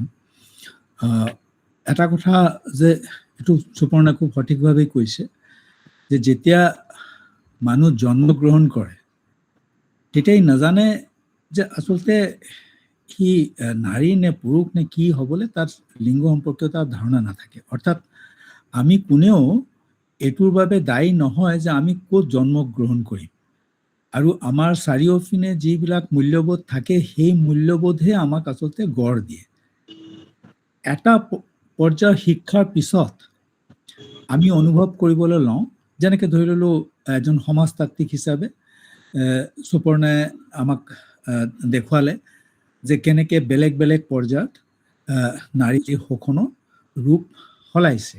এতিয়া মোৰ এটা ক'বলগীয়া প্ৰশ্ন আছিলে, এইটো এক ধৰণৰ ডেভিলছ এডভকেচি বুলিও ক'ব পাৰে, যে আমি ধনতন্ত্ৰৰ মাজত দেখিবলৈ পাইছোঁ যে তাত যিটো মিনছ অফ যিবিলাক প্ৰডাকশ্যন থাকে তাৰ মাজত মেকানাইজেশ্যন হৈ আছে, তাত দিনক দিনে বেলেগ বেলেগ ধৰণৰ উন্নতি হৈ আছে।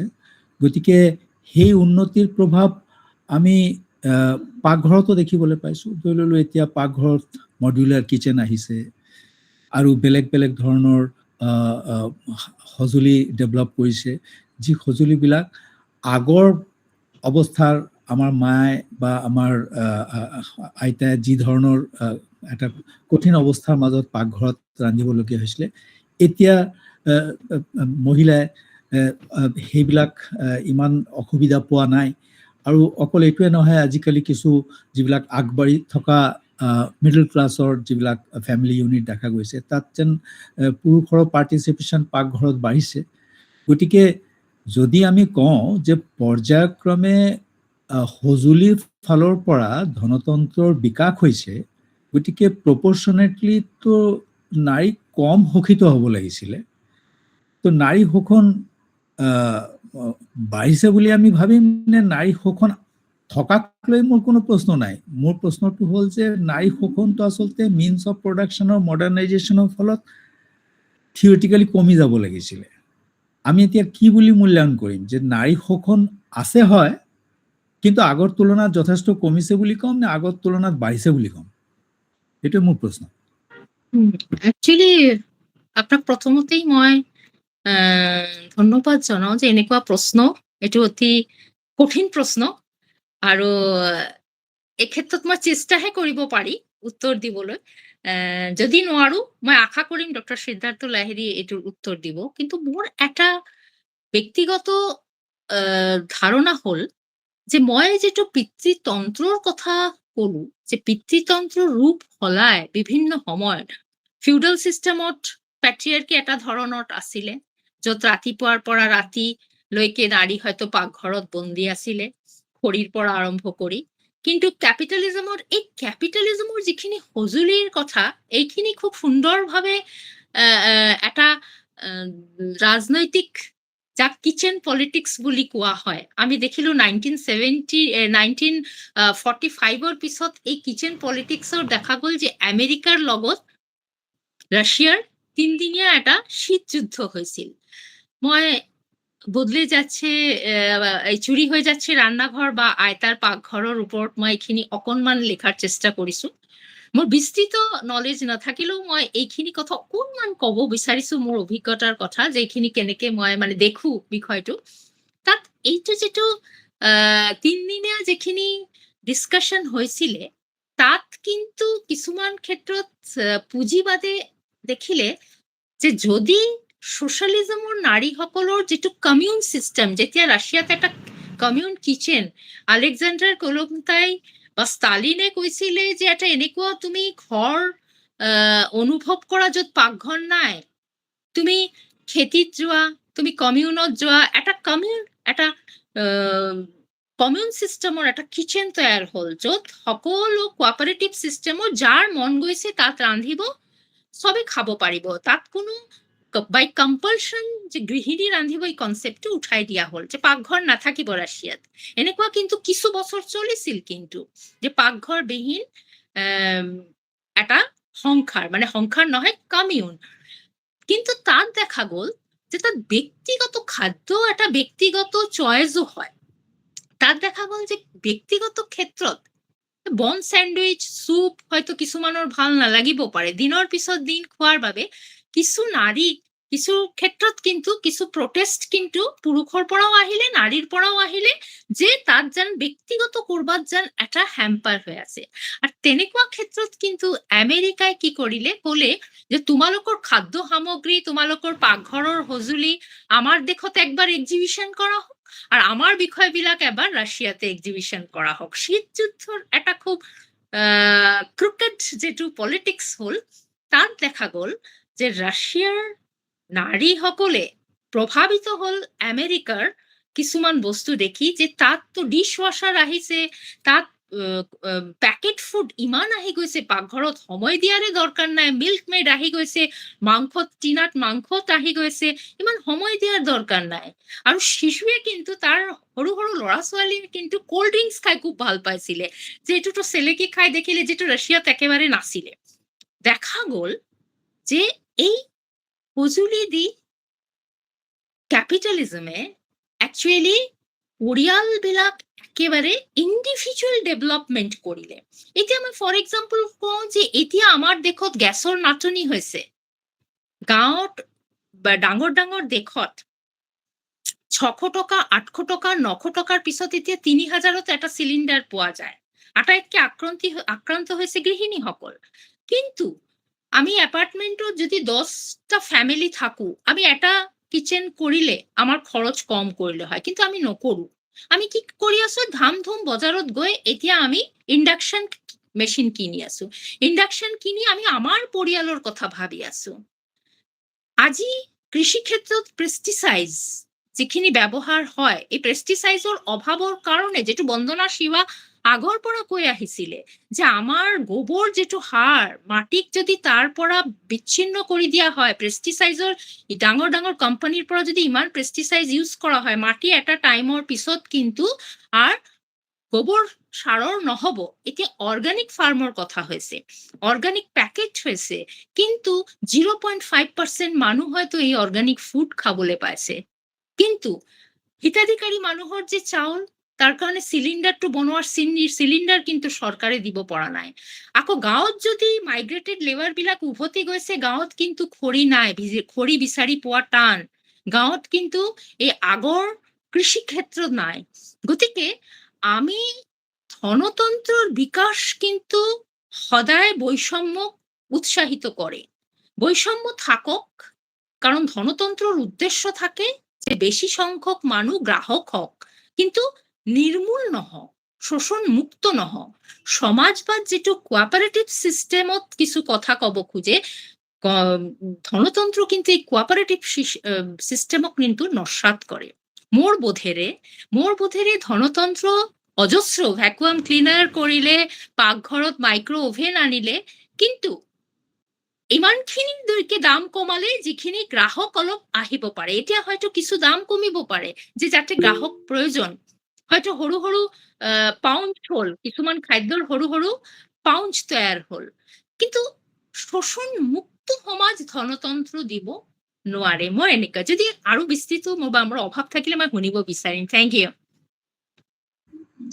ধন্যবাদ। না, মোৰ প্ৰশ্নটো আছিলে যে নাৰী শোষণ তুলনামূলকভাৱে ধনতন্ত্ৰৰ বিকাশৰ লগত কমি কমি গৈ আছে নে নতুন ফৰ্মত আৰু বাঢ়িব ধৰিছে, সেইটোৰ ওপৰত মই অলপ জানিব হয়, এইটো খুজিছিলোঁ। বাঢ়িব ধৰিছে। হয়, মই এইটো বাঢ়িব ধৰিছে, কাৰণ মই কৈছো পিতৃতন্ত্ৰ ফিউডাল চিষ্টেমত কনফাইন্ড আছিলে এটা সৰু চিষ্টেমৰ মাজত, কিন্তু ধনতন্ত্ৰ বিকাশৰ চলেৰে নাৰীৰ যেটো বিস্তৃত বাজাৰ মেলি দিলে, আৰু এই যেটো বাজাৰ আৰু বৃহৎ পুঁজি নাৰীক বিভিন্ন অপশনছৰ নামত কিন্তু শোষণ কৰিলে। যেটো মই কলো যে এতিয়া যেটো আমি গিগ বাবল ইকনমি বুলি কওঁ, যেটাতে মহিলা অত্যন্ত কম পইচাৰে ধৰক কোনো এটা অস্থায়ী নেচাৰৰ কাম কৰিলে। ফৰ এক্সাম্পল, এটা বিউটি পাৰ্লাৰত এজনী ছোৱালী কাম কৰিব গৈ হয়তো 6,000ত 10 ঘণ্টা কাম কৰিলে। তাৰ মাক কিন্তু এগৰাকী গাঁৱৰ নাৰী, তাৰ জীৱনত এনেকুৱা লাগিলে যে হয় মই মোৰ ছোৱালীজনীক অলপমান স্বাধীন কৰিব পাৰিছে, সি অন্তত নিজৰ কাম কৰিবলৈ গৈছে। কিন্তু নহয়, সি কাম কৰাৰ তাৰ শোষণৰ মাত্ৰা কিন্তু বিভিন্নভাৱে, তাতো বিউটি পাৰ্লাৰতো বিভিন্ন ধৰণৰ সি শোষিত হয়। এই যেটো শোষণৰ যেটো কম, কিংবা আমি যদি কৰবাত অফিচত কামত দেখো যে কৰবাত হয়তো নাৰীয়ে কাম কৰিব গৈছে, তাক প্ৰথমত কৰ্মক্ষেত্ৰত মজুৰি পাইছে না নাই, তাক কৰ্মক্ষেত্ৰত তাৰ সিকিউৰিটি কিমান আছে, তাৰ ঘৰৰ যেতিয়া তাই কাম কৰিবলৈ 10 ঘণ্টা 12 ঘণ্টাৰ কাৰণে ওলাই যায়, তেতিয়া তাৰ পৰিয়ালৰ লগত তাৰ সম্পৰ্ক কেনেদৰে থাকে, পাৰিবাৰিক কাম কাজ বিলাকতে no work for women, no work for men, এইটো প্ৰেক্টিচ হৈ আছে না, কেইবাটাও ফেক্টৰ আহে। গতিকে মই প্যাট্ৰিয়াৰ্কিৰ যেটো প্ৰশ্ন, যেটো নাৰীবাদীসকলে প্ৰথমৰ পৰাই প্যাট্ৰিয়াৰ্কি, যেটো নাৰীবাদীসকলেও কৈছিলে যে মাৰ্ক্সবাদে ইয়াৰ সঠিক উত্তৰ দিব পৰা নাই, আৰু মই এই ক্ষেত্ৰত ভাবো যে দিব পৰা নাই, এইটো কোৱাৰ মোৰ সাহস নাই, কিন্তু মইও ভাবো যে এই অন্বেষণ, মোৰ মূল অন্বেষণ যে প্যাট্ৰিয়াৰ্কি ক'ত ক'ত কেনেদৰে ৰূপ সলাইছে, এইটো গেলম্বেট যেনেদৰে আমাক পথ দেখুৱাইছিলে, মই এই পথেৰে যোৱাৰ চেষ্টা কৰো। ধন্যবাদ। ধন্যবাদ সুপৰ্ণা।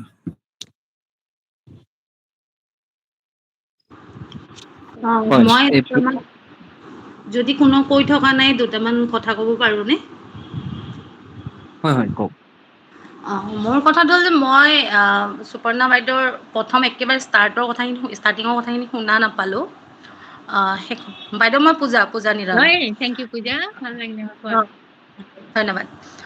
শেষৰ ফালে শুনিলোঁ, লগতে ডিম্পীয়ে যিটো প্ৰশ্ন কৰিলে আৰু সিদ্ধাৰ্থ লাহিৰী তেখেতে, মই খুব গ্ৰাউণ্ড ৱৰ্কত কাম কৰোঁ। যে মোৰ কথাটো হ'ল যে বাইদেউ, এতিয়া আমি ছ'চিয়েলিজিমৰ কথাবোৰ পাতিম, আমি এইটোও জানো যে ছ'চিয়েলিজিমে বহুতখিনি প্ৰশ্নৰ উত্তৰ হয়তো দি থৈছে মহিলা শোষিত হোৱাক কেন্দ্ৰ কৰি, কিন্তু আজিৰ বিশ্বত থিয়ৰিটিকেলি শুনিবলৈ বহুত ভাল লাগিব কথাবোৰ, কিন্তু বাস্তৱ ক্ষেত্ৰত আজিৰ দিনত যদি আমি বিষয়বস্তুবিলাক চাওঁ মহিলাৰ সৈতে জড়িত, এই ব্যৱস্থাটোত আমি কেনেকৈ এডজাষ্ট কৰিম নে কেনেকৈ শোষণটো কমাই আনিম, সেই বিষয়ে যদি আমি চিন্তা কৰিব যাওঁ, তেতিয়াহ'লে মই নাভাবোঁ যে শ্ৰেণীক বা যিটো ক্লাছ ষ্ট্ৰাগল তাক ভিন্নকৈ ৰাখি আৰু ফেমিনিজমটো এটা বিৰাট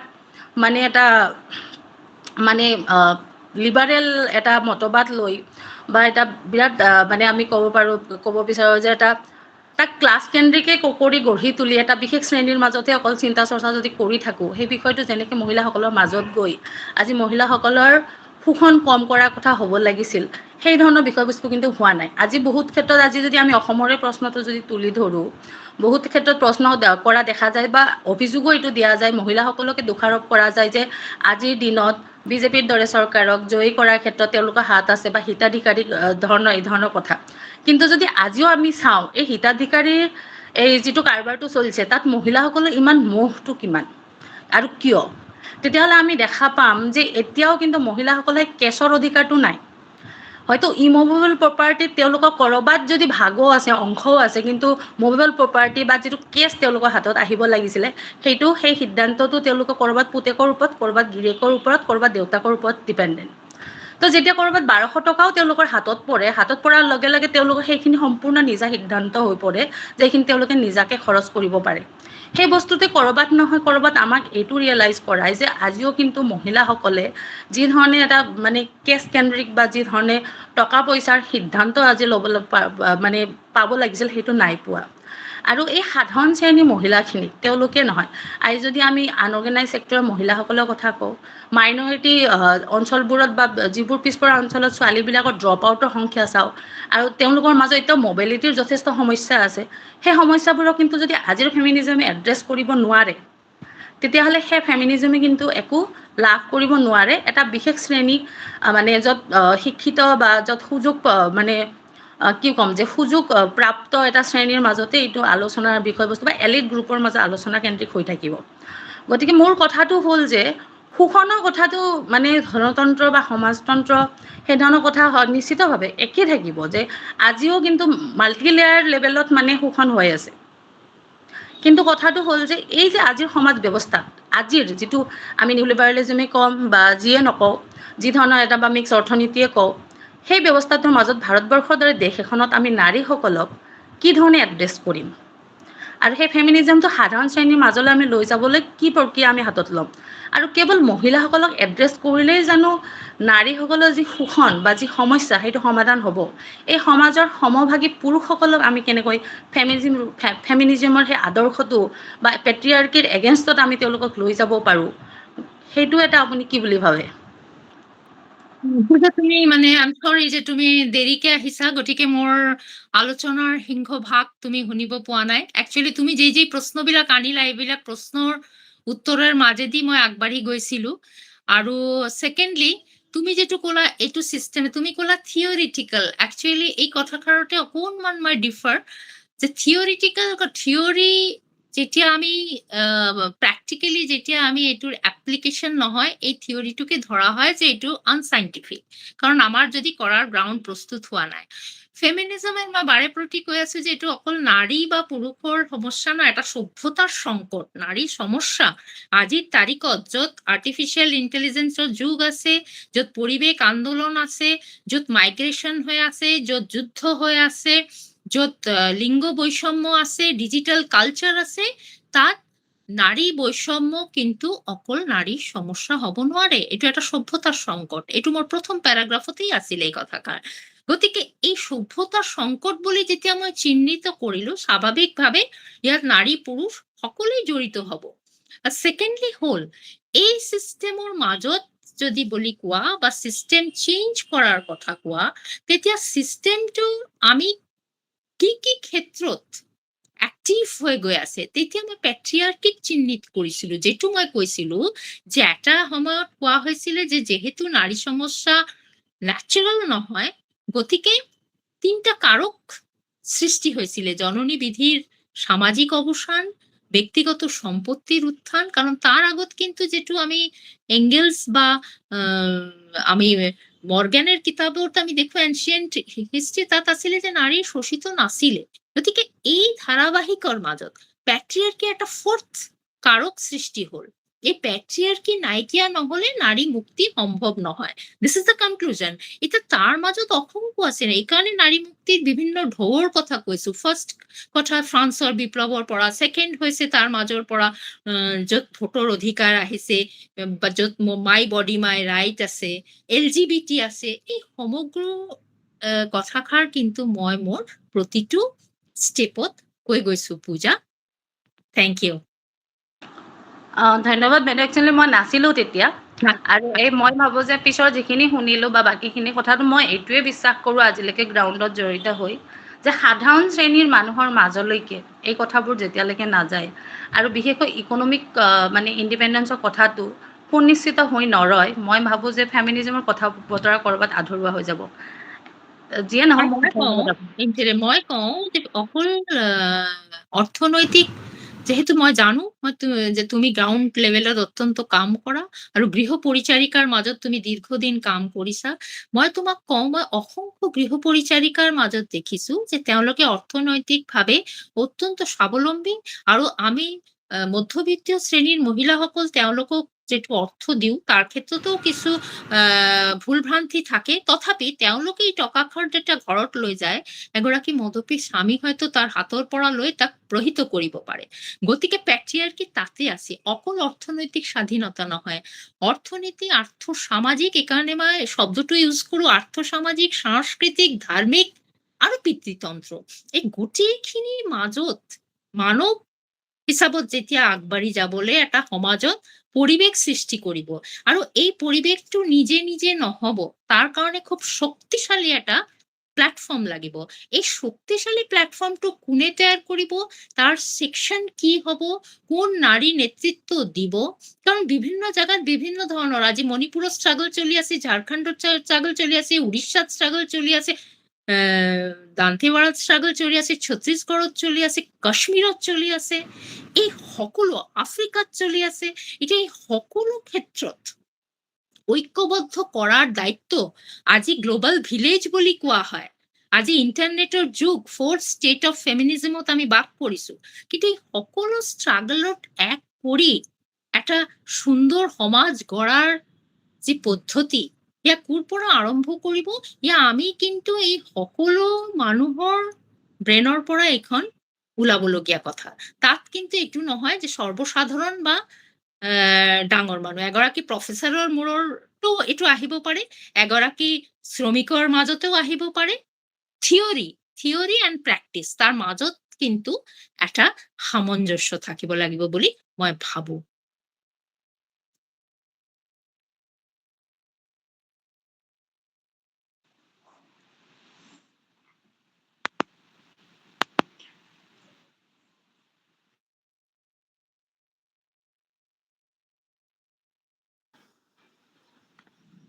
আলোচনাটো ইতিমধ্যে অতি সৰহ হৈছে আৰু যথেষ্ট প্ৰশ্ন আহিছে। মই আমি এটা পুনৰ কথা ক'ব বিচাৰিছিলো যদি হয় পাৰো। কওক। মই ক'ব পাৰিব। হয় মই বৰুণ দে, ডিব্ৰুগড় বিশ্ববিদ্যালয়ৰ। মই এটা কথা ক'ব বিচাৰিছিলো, বাইদেউ যিখিনি আমাৰ সুপৰ্ণা বাইদেউ যিখিনি ক'লে আৰু সিদ্ধাৰ্থ লাহিৰী ছাৰে আৰু অফলেট যিটো আমাৰ পূজা বাইদেৱে ক'লে, সেই গোটেই কথাখিনিৰ পৰা মই এনেকুৱা ধৰণেৰে যদি কওঁ, আমাৰ লাহিৰী বাইদেউ যি ধৰণে কৈছে যে আগতে পিতৃতন্ত্ৰৰ স্বৰূপ আছিলে সামন্তীয় আৰু এতিয়া পুঁজিবাদী হৈছে, গতিকে আমি আগতে যি ধৰণেৰে কৈছিলো যে লাও যিমানেই বাঢ়ে পাতৰ তলত, ডেট ৰিফ্লেক্টেড পেট্ৰিয়াৰ্কি, কিন্তু আজিৰ তাৰিখত পেট্ৰিয়াৰ্কি মানে এইটো অল এনকম্পাছিং, এইটো বহু বেছি বিস্তৃত হৈ গৈছে। পুঁজিবাদ বা বজাৰৰ আগ্ৰাসী মনোভাৱে মানে পিতৃতন্ত্ৰক ইমান বেছি শিপাইছে নতুন নতুন স্বৰূপেৰে, যিখিনি স্বৰূপ আচলতে আমি প্ৰত্যাহ্বান জনাবলৈ অতি কঠিন। যেনেকে ধৰক এতিয়া আমাৰ যিটো ফেয়াৰ এণ্ড লাভলি এডভাৰটাইজমেণ্ট আছিলে, তাক মহিলাক দেখুৱাই যি ধৰণেৰে কোৱা হয়, মানে সেইটোতো লিগেল আছিলে সেই এডভাৰটাইজমেণ্টটো, কিন্তু লাও যিমানহে বাঢ়ে পাতৰ তলত, মই যদি কওঁ, মোক যদি কোনোবাই 2 চৰ মাৰি দিয়ে, মই ৰিটালিয়েট কৰিব নোৱাৰিম। কিন্তু আপুনি ফেয়াৰ এণ্ড লাভলি বা ফেয়াৰ এণ্ড হেণ্ডচামৰ যিটো এডভাৰটাইজমেণ্ট, সেই এডভাৰটাইজমেণ্টটোত যেতিয়া ধৰক আপুনি তাৰ এগেইনষ্টত যাওঁ, আমি লিগেলি যাব লাগিব। তো কথাটো মই এইটোৱে ক'ব বিচাৰিছো যে পিতৃতন্ত্ৰৰ স্বৰূপ যি ধৰণেৰে সামন্তীয় ব্যৱস্থাৰ পৰা পুঁজিবাদী ব্যৱস্থালৈ আহিছে, তাৰ লগে লগে কিন্তু মানে পিতৃতন্ত্ৰৰ যিখিনি এই স্বৰূপ, মানে পিতৃতন্ত্ৰৰ যিটো মানে চেঞ্জিং যিটো ডাইমেনশ্যনছ বা চেঞ্জিং নেচাৰ, সেই নেচাৰে মানে পিতৃতন্ত্ৰক আৰু বেছি শিপাই তুলিছে আৰু তাক প্ৰত্যাহ্বান জনাবলৈ আৰু বেছি কঠিন হ'ব। যিটো আমাৰ পূজা বাইদেৱে কৈছিলে যে মানে পিতৃতন্ত্ৰৰ বিৰুদ্ধে বা নাৰীবাদৰ আন্দোলনটো আৰু বেছি শক্তিশালী কৰিবৰ কাৰণে যেন নতুন কিবা লাগিব। এই দুইটা ক্ষেত্ৰ সাঙুৰি পেলাই মই আমাৰ লাহিৰী বাইদেউক সুধিব বিচাৰিছো যে এই কথাটো এনেকুৱা হয় নে নহয় যে মানে পিতৃতন্ত্ৰৰ স্বৰূপ সলনিৰ লগে লগে পিতৃতন্ত্ৰ আমাৰ সমাজ ব্যৱস্থাত, ভাৰতীয় সমাজ ব্যৱস্থাত বেছিকে শিপাইছে, আৰু তাৰ লগে লগে তাৰ যিটো প্ৰত্যাহ্বান জনাবলৈ যিটো আমাৰ শক্তি লাগিব, সেই শক্তিও যেন কৰবাত কমি গৈছে এই মানে শক্তিবিলাকৰ সন্মুখত। বাইদেউ আপোনাৰ মন্তব্য বিচাৰিছো। হ্যাঁ, থ্যাংক ইউ। এই কোশ্চেন তো খুবই মানে গুৰুত্বপূৰ্ণ প্ৰশ্ন। মোৰ বোধেৰে শক্তি কমা বুলি নহয়, ৰাষ্ট্ৰ চৰিত্ৰৰ যিটো দ্ৰুত পৰিৱৰ্তন যিখিনি হৈ আছে, এই ৰাষ্ট্ৰ চৰিত্ৰৰ পৰিৱৰ্তনৰ ক্ষেত্ৰত আমি কেইটামান বিষয় আমি যদি দৃষ্টি নিদিওঁ তেতিয়াহ'লে আমি অকমান কনফিউজন থাকিব। মই ভাবো এই মুহূৰ্তত বৃহৎ পুঁজি, মাৰ্কেট, ৰাষ্ট্ৰৰ এটা নেক্সাছ ইমান শক্তিশালী হৈছে, বহুজাতিক কোম্পানীৰ আগ্ৰাসন ইমান তীব্ৰ হৈছে, আৰু ব্যক্তিগত পুঁজি, মুষ্টিমেয় মানুহৰ হাতত ব্যক্তিগত পুঁজি ইমান স্ফীত হৈছে, আৰু অধিকাংশ মানুহ ইমান পুঁজিহীন হৈছে, অৰ্থাৎ শ্ৰেণী বৈষম্য ইমান তীব্ৰ হৈছে, যাৰ বাবে এই গোটেই অৱস্থাটোৰ পৰা এটাও বিচ্ছিন্ন নহয়। সাধাৰণ মানুহৰ ওচৰ আমি লৈ গ'লে সাধাৰণ মানুহৰ প্ৰথম প্ৰশ্নটো এইটো হ'ব যে আমি কি পাম, এই শক্তিৰ লগত থাকি আমি কি পাম। কাৰণ ৰাষ্ট্ৰই একো নিদিলেও আমাক 2 সাঁজৰ এটা ভাত এতিয়ালৈকে দিব পাৰিছে, এইটো অপমানেৰে হওক। আমি এই বিষয়টো আচলতে এই নেক্সাছটো ভাঙাৰ কাৰণে যিটো শক্তি, আমি আমাৰ ওচৰত খুব ভাল এখন থিয়ৰি আছে, কিন্তু এই থিয়ৰিক যদি মই ভালকে এটা গামোচাত মেৰিয়াই মানে প্ৰয়োগ কৰিবই স্থান এতিয়ালৈকে পোৱা নাই। মানে কিয় পোৱা নাই এইটো মই কিন্তু নকওঁ, কাৰণ বিভিন্ন জাগাত সংগ্ৰাম হৈ আছে, কিন্তু এই সংগ্ৰামৰ পৰা আমি এচাম মানুহে খুব দূৰে আহি গৈছো। কাৰণ মই এইখিনি এটা উদাহৰণ দিছিলো যে এই মুহূৰ্তত উড়িষ্যাত একটা প্ৰচন্ড স্ট্ৰাগল চলি আছে, এটা গৃহযুদ্ধ। এটা মণিপুৰৰ এটা সাংঘাতিক স্ট্ৰাগল চলিছে। মই নিজে মণিপুৰত কেইবাবাৰো গৈ দেখিছো যে কি ধৰণে তাত সেনাবাহিনীৰ কৰ্তৃত্বত সাধাৰণ জনজীৱন, আমি অসমৰ গুৱাহাটীত বহি এখন অনুভৱ কৰিব নোৱাৰো যে বিষ্ণুপুৰত জীৱনটো কেনেকুৱা বা তাত চূড়াচাঁদপুৰৰ জীৱনটো কেনেকুৱা। গতিকে এই যিটো জীৱনৰ মাজত যে যোজন মাইল দূৰ, আমি এতিয়া টিভিত হয়তো ভাত খাই আছামে চাই আছো যুদ্ধৰ বাতৰি, তেতিয়া আমি অনুভৱ কৰিছো, কিন্তু এই অনুভৱটো খালি আমি এটা নীৰৱ দৰ্শকৰ নিচিনা অনুভৱ কৰি আছো, আমি পঢ়া নাই। এই যে পঢ়া নাই তাৰ বাবেই আমাৰ এটা শক্তিশালী বিকল্প নাই। শক্তিশালী বিকল্প থাকিলে কিন্তু ইয়াক সম্ভৱ কৰে। কাৰণ মাৰ্কেট সকলৰ মাজত এতিয়াও মাৰ্কেটৰ হাতত, পুঁজিবাদৰ হাতত ইমান অল্টাৰনেটিভ এতিয়াও দি আছে। কাৰণ দিছ ইজ দ্য বাৰ্বাৰিজম, এটা লাষ্ট ফেজ অফ কেপিটেলিজম বুলি কোৱা হয়, আৰু এইটোৰ হাইয়েষ্ট ফেজ আৰু কিমান হ'ব। কিন্তু ইমানো অল্টাৰনেটিভ যে এতিয়া ডাঙৰ প্ৰতিষ্ঠানবিলাকে ফাইনেন্স কৰিব লৈছে যে পৃথিৱী যদি ধ্বংস হয় আমি বেলেগ গ্ৰহত প্ৰাণ সঞ্চাৰ কৰিব পাৰিব, এবং এইটো প্ৰাইভেটাইজেশ্যন অফ স্পেচ পলিচি। গতিকে তাৰ মেটাৰ কোনে হ'ব? গতিকে পৃথিৱীখন আমি ৰাখিব নোৱাৰিছো। সেউজীয়া এই পৃথিৱীৰ জীয়াই ৰখাৰ কাৰণে আমি শক্তি পোৱা নাই, কিন্তু আমি বেলেগ ভাবিছো। কাৰণ কেপিটেলিজমৰ মূল কনচেপ্ট হ'ল যে তাত সহমৰ্মিতা নহয়, অধিকাৰ বোধ, আধিপত্য সৃষ্টি। আৰু মই ভাবো এইটোৰ কাৰণে এইটোৰ অল্টাৰনেটিভ ব্যৱস্থা কৰিব হলে যি শক্তিৰে সহমৰ্মিতাৰ জীৱন তৈয়াৰ কৰিব লাগিব, এই সহমৰ্মিতাৰ জীৱনৰ যিটো সাইন্টিফিক লৰ অভাৱ আছে। Right. Thank you. Thank you.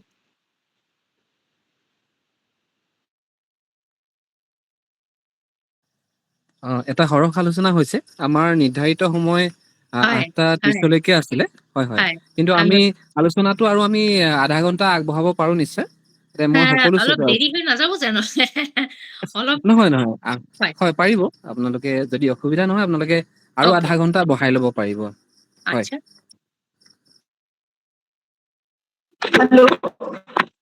Hello' বাইদেউ, হয় মই জুৰি বৰা বৰগোহাঁয়ে কৈছো। হয় বাইদেউ, মোৰ প্ৰশ্নটো এনেকুৱা আছিল যে যিটো আপোনাৰ ময়ো প্ৰথমখিনি আপোনাৰ কথা শুনাৰ সৌভাগ্য মোৰ নহলে, এতিয়া ময়ো আধাৰ পৰাই শুনিলো।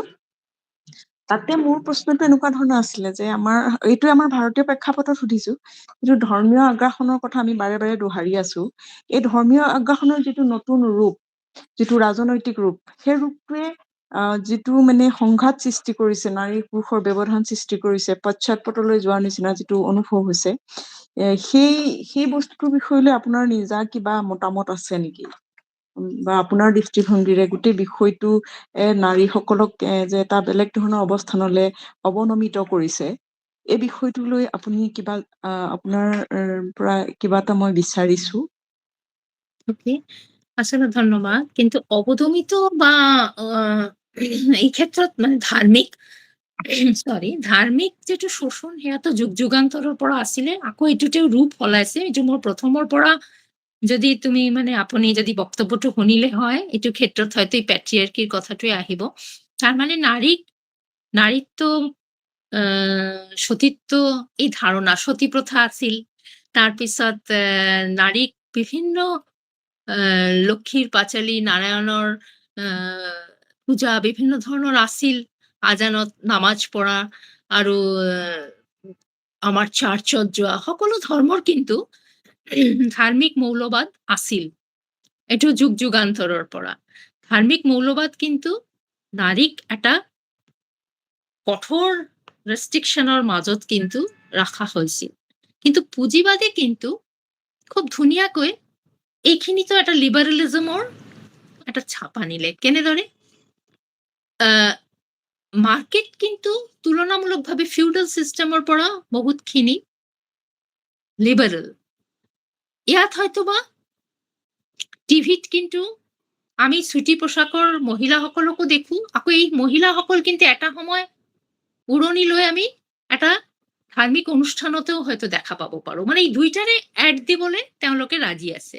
গতিকে আমাৰ সমাজখন নিজৰ নিজৰ ধৰ্ম ভাৱনা যিমান দিন এইটো নিজৰ ঘৰৰ মাজত সীমাবদ্ধ থাকে, এইটো বেলেগ বেলেগ মানুহৰ নিজৰ ধৰ্ম বেলেগ হ'ব পাৰে, স্পিৰিচুৱেলিজম বেলেগ হ'ব পাৰে, এগনষ্টিক বেলেগ হ'ব পাৰে, সকলো মিলি এখন সমাজ তৈয়াৰ হয়। গতিকে সামাজিক ৰাজনীতি যেতিয়া এইখিনিত কৰ্তৃত্ব কৰিব যায়, তেতিয়া ধাৰ্মিক মৌলবাদ সৃষ্টি হয়। কাৰণ আমাৰ ধাৰ্মিক পুৰাণৰ ক্ষেত্ৰত বিলাকত নাৰী নৰকৰ দ্বাৰ বিভিন্ন ধৰণৰ কোৱা হৈছিল।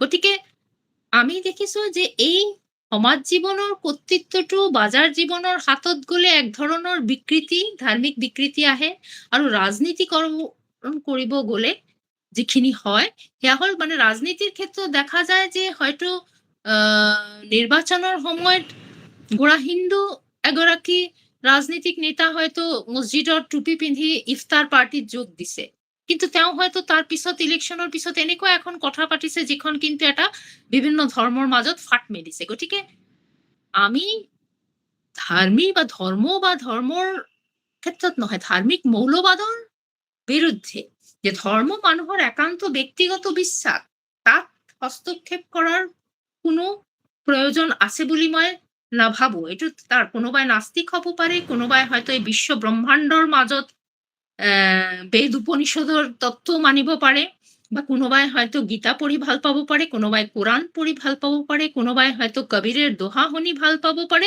এইটো সকলোৰ নিজা নিজা চয়েস। এইটো তাৰ মাজৰ পৰা, তাত কোনো সংঘাতৰ প্ৰয়োজনেই নাই, তাত কোনো সংঘাত আছে বুলি মই নাভাবো। কিন্তু এইটো ৰাজনীতি কৰিব গৈ যদি আমাৰ উদ্দেশ্য থাকে যে মানুহৰ মাজত এটা ফ্যাসিজমৰ সৃষ্টি কৰা, আৰু এই ফ্যাসিজম তেতিয়াই বাঢ়ে যেতিয়া কিন্তু বৃহৎ পুঁজিৰ অনুপ্ৰৱেশ ঘটে, যেটো আমি জাৰ্মানীত দেখিছিলো যে কেনেদৰে মানে হিটলাৰে কেনেকে ধৰণৰ ফ্যাসিজমৰ সৃষ্টি কৰিছিলে, আৰু বিভিন্ন সময়ত বিভিন্ন জাগাত কিন্তু সাম্প্ৰদায়িক সংঘাত এইখিনি সৃষ্টি হয় only because of the politics. কিন্তু সাধাৰণ মানুহৰ ক্ষেত্ৰত ধৰ্ম এটা ভিন্ন ৰুচিগত, কাৰণ আমি ৰাতিপুৱা আজানৰ শব্দ কাৰোৰ ডিস্টাৰ্ব হ'ব নালাগে। ঠিক একেদৰে আমি যদি কৰবাত এখন নাম ঘোষা শুনো, গধূলি লগ্নত যেটো শংখ শুনো, তাত এটা খুব সুন্দৰ ভাৱ আহিব পাৰে। আমি যদি কৰবাত গধূলি এটা নিজান ৰাস্তাৰে যাওঁতে কৰবাত যদি এটা ৰাম ৰহিমৰ ভজনে শুনো, তাত এই সুৰখিনি আমাক এট্ৰেক্ট কৰে।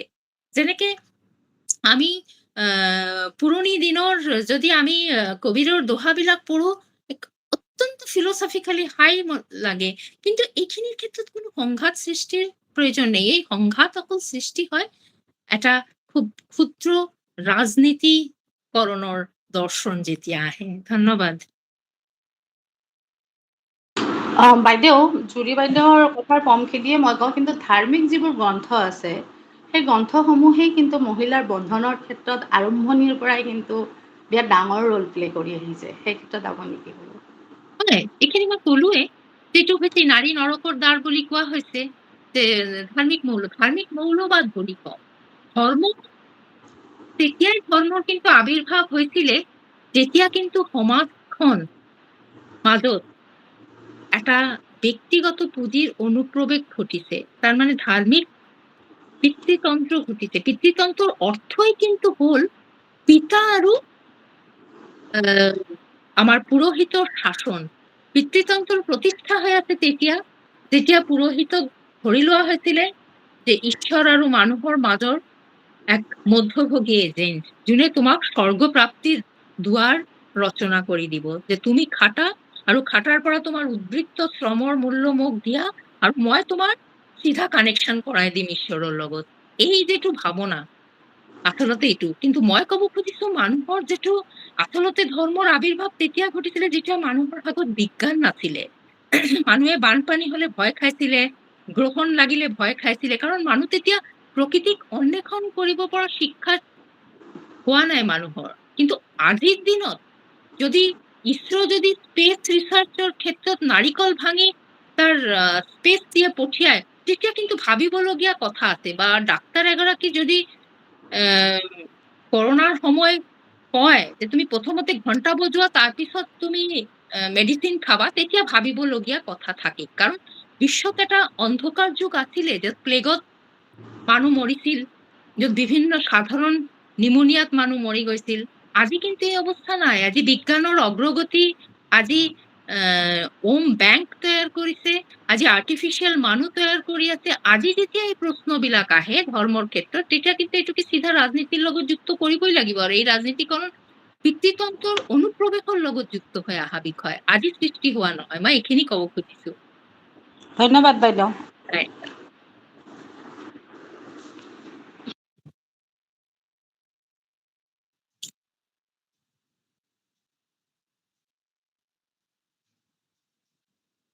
মই সকলো অংশগ্ৰহণকাৰীৰ ওচৰত এটা অনুৰোধ কৰিম। আচলতে মই শাৰীৰিকভাৱে অকমান অসুস্থ। মই 9টা বজাত মোৰ মেডিচিন মই গ্ৰহণ কৰাটো মোৰ স্বাস্থ্যৰ কাৰণে অত্যন্ত জৰুৰী। যদি 9টাৰ ভিতৰত মই অকমান যাব পাৰো, মই ভাল পাম।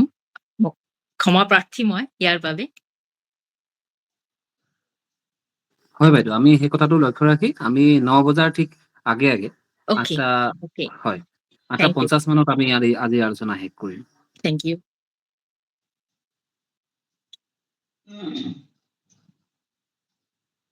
ইয়াতে মোৰ বাইদেউৰ প্ৰতি এটা প্ৰশ্ন আছে, যে আমি এংগেলছেও বহু সময়ত কৈছে যে পিতৃতন্ত্ৰৰ কথাটো তেওঁৰ বহুবাৰ কৈছে যে world historic defeat of the female sex বুলি যিটো এটা অভিধা তেওঁ দিছিলে, যে যেতিয়াই পিতৃতান্ত্ৰিক বিবাহ পদ্ধতিৰ প্ৰচলন হয়, তেতিয়াই আচলতে এগৰাকী নাৰী জাতিৰ তাৰমানে এটা পৰাজয় বুলি তেওঁ অভিহিত কৰিছিলে। আৰু একে সময়তে মাৰ্কছ আৰু এংগেলছে এই কথাটোত বিশ্বাস কৰিছিলে যে সমাজৰ গাঁথনিগত যিটো আমূল পৰিৱৰ্তন, তাৰ দ্বাৰাহে আচলতে এই যিটো খণ্ডিত আৰু অসংগঠিত যিটো নাৰী মুক্তি আন্দোলন বা এই ধৰণৰ যিবোৰ চলি আছে, তাৰ এটা সমাধান সম্ভৱ বুলি কৈছিলে। এতিয়া আমাৰ উদাহৰণস্বৰূপে আমি ৰাছিয়াত এটা আমি উদাহৰণ পাইছিলো, কিউবাত আমি এটা উদাহৰণ পাইছো। তাত এই ব্যৱস্থাৰ যিটো আমূলগত কিছু হলেও পৰিৱৰ্তন আমি দেখা পালো, তাত নাৰীৰ গোটেই স্বৰূপটো কেনে আছিল, মানে তাত সেই পৰিৱৰ্তনটো সম্ভৱ হৈছিলে নে? মানে পুৰুষতান্ত্ৰিক ব্যৱস্থাৰ নিৰ্মূলৰ ক্ষেত্ৰত কেনেকুৱা এটা স্বৰূপ আছিল, এই বিষয়ে আপুনি অলপ জনাব নেকি? ৰাছিয়া আৰু কিউবা দুটা দেশৰ কথা আপুনি সুন্দৰকে কৰিলে, এইটো মই ধন্যবাদ। ৰাছিয়াৰ ক্ষেত্ৰত কিন্তু আমি দেখা পাইছিলো, কিউবাৰ কিন্তু ক্ষেত্ৰত মই প্ৰথম যদি কিউবাটো অকমান কওঁ, কিউবাৰ এটা খুব আচলতে কিউবাৰ সৰহ সংখ্যক মানুহ স্পেনিছ ভাষা কৈছিলে, আৰু ফিডেল কাষ্ট্ৰো প্ৰথমৰ পৰাই কিন্তু এটা বিষয়ৰ ওপৰত জোৰ দিছিলে, সেয়া হ'ল শিক্ষা।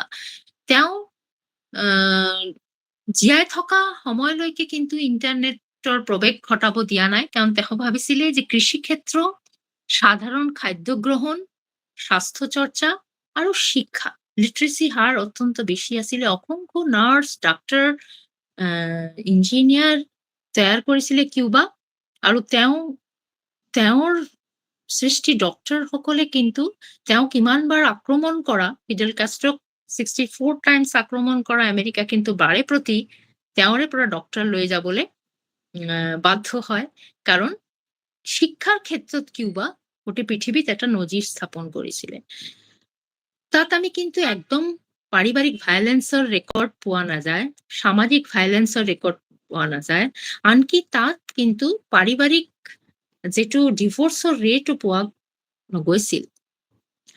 ৰাছিয়াৰ ক্ষেত্ৰত আমি এটা বস্তু দেখিছিলো যে ৰাছিয়াৰ ক্ষেত্ৰত আফটাৰ ৰেভলিউশ্যন আচলতে এংগেলছৰ কথা আপুনি যিটো ক'লে, এংগেলছৰ এই যেতিয়া মই প্ৰথমৰ পিনে তিনিটা কাৰক কৈছিলো, তাত এটা আছিলে যে একক বিবাহ পদ্ধতি।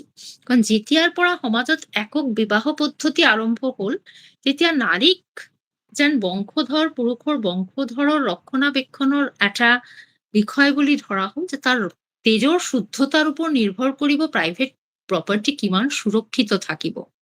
কাৰণ আগতে এই বিষয়টোৰ ভিতৰত নাৰী ইণ্ডিপেণ্ডেণ্ট আছিলে যে কাৰ সন্তান ধাৰণ কৰিব, কিন্তু একক বিবাহ পদ্ধতিত এইখিনি নাথাকিলে। অ্যাৰেঞ্জ ম্যাৰেজ হোক, যি ধৰণৰ বিবাহিত হোক, যে তাৰ ক্ষেত্ৰত নাৰী দেখা গ'ল যে বিভিন্ন নিয়ম কানুনৰ, আমি যদি বৈবাহিক মন্ত্ৰকেইটাৰো দেখো যে আমি দায়বদ্ধ, এইটো নাৰীক কোৱা হৈছে যে তুমি দায়বদ্ধ এইখন গৃহক তুমি সুৰক্ষিত ৰাখাৰ। কিন্তু সুৰক্ষাৰ দায়িত্ব অকল নাৰীৰ নহয়, সেয়া পুৰুষৰো হয় সমান পর্যায়ের। কিন্তু নারীক ভাবা হয় যে পুরুষে যদি ব্যভিচারও করে, কিন্তু নারীর যদি তেজ খুব চাফা থাকে, তেতিয়াহ'লে তার যে উত্তৰাধিকাৰ হ'ব, তেওঁ এই ব্যক্তিগত সম্পত্তি ধৰি থব পাৰিব। তাৰ পৰাই এইটো একক। গতিকে আমি ফিউডাল চিষ্টেমত দেখিছিলো যে পুৰুষসকলে বাহিৰত যায়, বাইজিৰ ঘৰত থাকে, কিন্তু নাৰী পৰ্দাৰ ভিতৰত থাকে।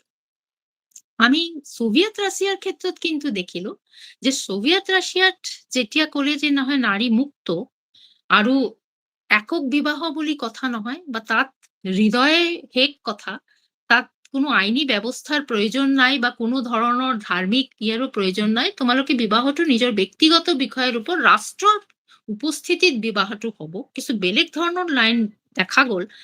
তেতিয়া একক বিবাহ পদ্ধতি বা নাৰী পুৰুষ স্বতন্ত্ৰ, তাত কোনো ধৰণৰ নিয়ম নহয়, জীৱনভৰ থাকিব পাৰে বন্ধু নিচিনা, এইটো খুব ভাল হ'ল। কিন্তু তাত একটা সমস্যা দেখা গ'ল যে বহুল সংখ্যক অবৈধ সন্তান জন্ম হ'ল মানে এই প্ৰক্ৰিয়াৰ মাজেদি দেখা গ'ল যে শিশুৰ পিতৃ কোনে, এইটো বোঝাৰ টান হ'ল। আৰু ৰাষ্ট্ৰ যিমান দিন এই শিশুৰ কিন্তু দায়িত্ব ল'লে, কিন্তু এইখিনিতে আলেকজাণ্ডাৰ কোলন্তাইৰ লগত কমিউনিষ্ট পাৰ্টিৰ এটা ডিবেট হ'ল। আলেকজাণ্ডাৰ কোলন্তাই কৈছিলে যে সন্তানৰ ৰিলেশ্যনশ্বিপৰ ক্ষেত্ৰত এটা আমাৰ নিচিনা কৰি থব লাগিব, মানে ইঞ্চুৰেঞ্চৰ দৰে কৰিব লাগিব, মানে ইয়াৰ পিতৃ কে অন্তত এইখিনি কিন্তু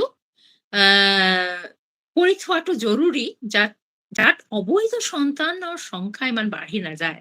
কিন্তু তেওঁৰ পুৰুষ বন্ধুসকলে এইখিনি গ্ৰাহ্য নকৰিলে, আৰু যাৰ বাবে কিন্তু দেখা গ'ল পৰৱৰ্তী সময় আলেকজাণ্ডাৰ কোলন্তাই বিদেশ নীতিৰ মাজতেও অলপ সাইলেন্ট থাকিলে।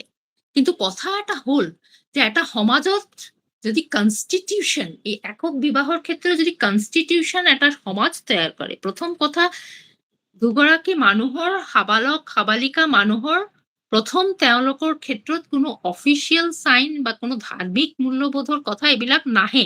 প্ৰথম বিশ্বাস, কিন্তু এই বিশ্বাস সৃষ্টি হোৱাৰ কিছু সাইন্টিফিক কাৰণ থাকিব লাগিব, মোৰাল গ্ৰাউণ্ডৰ ক্ষেত্ৰত খুব ষ্ট্ৰং হ'ব লাগিব, আৰু তাৰ বাবে এটা সামাজিক পৰিকাঠামো থাকিব লাগিব। আমাৰ ভাৰতবৰ্ষত বিভিন্ন সময় বিভিন্ন ধৰণৰ আইন প্ৰণয়ন কৰা হয়, বিভিন্ন ধৰণৰ আইনী প্ৰক্ৰিয়াৰ মাজেদি বা আকৌ ধাৰ্মিক প্ৰক্ৰিয়াৰ মাজেদি সম্পৰ্ক তৈয়াৰ হয়, কিন্তু তাত মূল্যবোধৰ ক্ষেত্ৰত কিন্তু দেখা যায় যে পুৰুষ আৰু নাৰী একই মূল্যবোধৰ সৃষ্টি হোৱা নাই।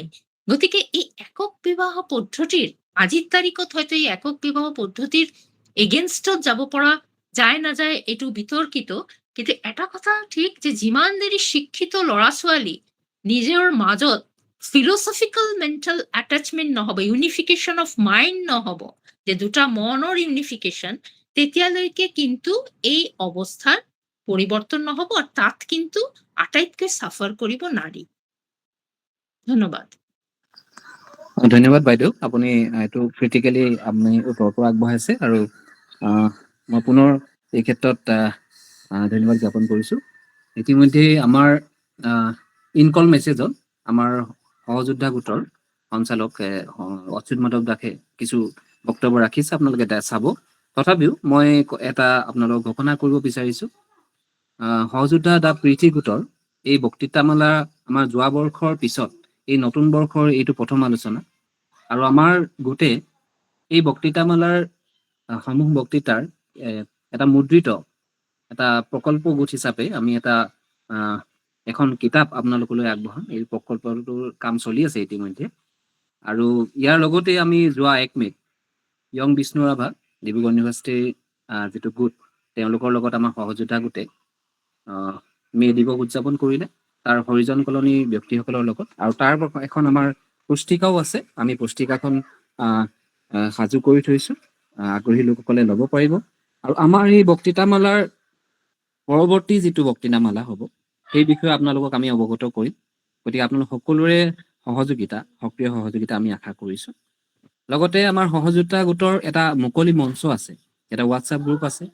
আপোনালোকে সেই সতীৰ্থৰ সেই মুকলি মঞ্চৰ গ্ৰুপটোত জইন কৰিও আমাৰ সহযোদ্ধা গোটৰ সকলো কাৰ্যসূচী বা বিভিন্ন আলোচনাৰ আপোনালোকে আগবঢ়াব পাৰিব। আৰু আজি আমাৰ শ্ৰোতাসকলৰ মাজত হয়তো বিভিন্ন প্ৰশ্ন থাকি যাব পাৰে, আৰু সেই সন্দৰ্ভতো বাইদেউৰ সৈতে ব্যক্তিগতভাৱেই হওক বা আমাৰ সহযোদ্ধা গোটৰ চিনাকি সতীৰ্থৰ সৈতে আপোনালোকে যোগাযোগ কৰিব পাৰিব। মই আমাৰ আজি আলোচনাখিনি আমাৰ সময়ৰ নাটনি আছে, গতিকে মই মাজতে সোমাই আপোনালোকৰ সহযোদ্ধা গোটৰ সতীৰ্থ শান্তনু কোঁৱৰে পৰিচালনাৰ কিছু অংশ আপোনালোকলৈ আগবঢ়ালো। ইয়াৰ পাছতে মই কল্যাণী কোঁৱৰলৈ যাব বিচাৰিছোঁ আলোচনাৰ শেষৰ পৰ্যায়ৰ বাবে। কল্যাণী কোঁৱৰ।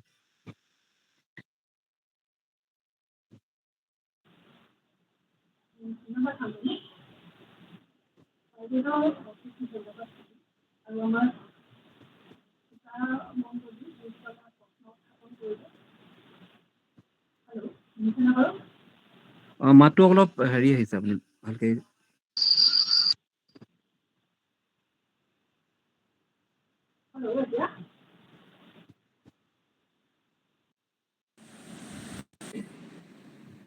কল্যাণী বাইদেউ স্পষ্ট হোৱা নাই। শুনিছেনে এতিয়া? হয় হয়। হেল্ল'। আমি সকলোলৈকে ধন্যবাদ জ্ঞাপন কৰিছোঁ, যিসকলে প্ৰশ্ন উত্থাপন কৰিলে। লগতে শ্ৰোতা মণ্ডলী আৰু আমাৰ সুপৰ্ণা লাহিৰী বাইদেউ, তেখেতকো অশেষ ধন্যবাদ জ্ঞাপন কৰিছোঁ। এইখিনিতে আমাৰ সহযোদ্ধা দা P3 গোটৰ আমাৰ যি মত হয়। হেল্ল', অশোক, তোমাৰ হেৰি বন্ধ কৰা। হেল্ল'। ইয়াতে আমাৰ সহযোদ্ধা দা P3 গোটৰ আমাৰ মটটো হৈছে যে পলিটিকেলি প্ৰগ্ৰেছিভ এণ্ড প্ৰডাক্টিভ। এই কথাকে অৱগত কৰি আমাৰ যি বক্তৃতামালা, সেই বক্তৃতামালাসমূহ লগ লগাই যি বক্তৃতা বিষয় তাৰ লেখা আৰু আমাৰ প্ৰশ্ন উত্তৰসমূহ লগ লগাই আমি এটা পূৰ্ণাংগ লেখা বাইদেউৰ পৰা বিচাৰিম, আৰু সেই লেখাটো আমি কিতাপ আকাৰে প্ৰকাশ কৰাৰ আমাৰ সংকল্প আছে। এইটো আমাৰ আচলতে আমাৰ শান্তনু কোঁৱৰহে অকণমান ইয়াতে কথা এটা ভুল কৰিলে, মই পুনৰ শুদ্ধ কৰি দিব বিচাৰিছোঁ। এইখন আমাৰ আচলতে 2য় বৰ্ষৰ 3য় লানি আলোচনা চক্ৰ হয়, বক্তৃতা অনুষ্ঠান হয়। আমি এইখিনি কথাৰেই সকলোলৈকে ধন্যবাদ জ্ঞাপন কৰি আজি আমাৰ বক্তৃতা আলোচনা বা অনুষ্ঠানটি ইমানতে সামৰণি পৰিছে বুলি ঘোষণা কৰিছোঁ। পুনৰ সকলোলৈকে ধন্যবাদ থাকিল, বিশেষকৈ বক্তা সুপৰ্ণা লাহিৰী বাইদেউলৈ অশেষ ধন্যবাদ আৰু কৃতজ্ঞতা জ্ঞাপন কৰিলোঁ। ধন্যবাদ বাইদেউ। শুভৰাত্ৰি। শুভৰাত্ৰি।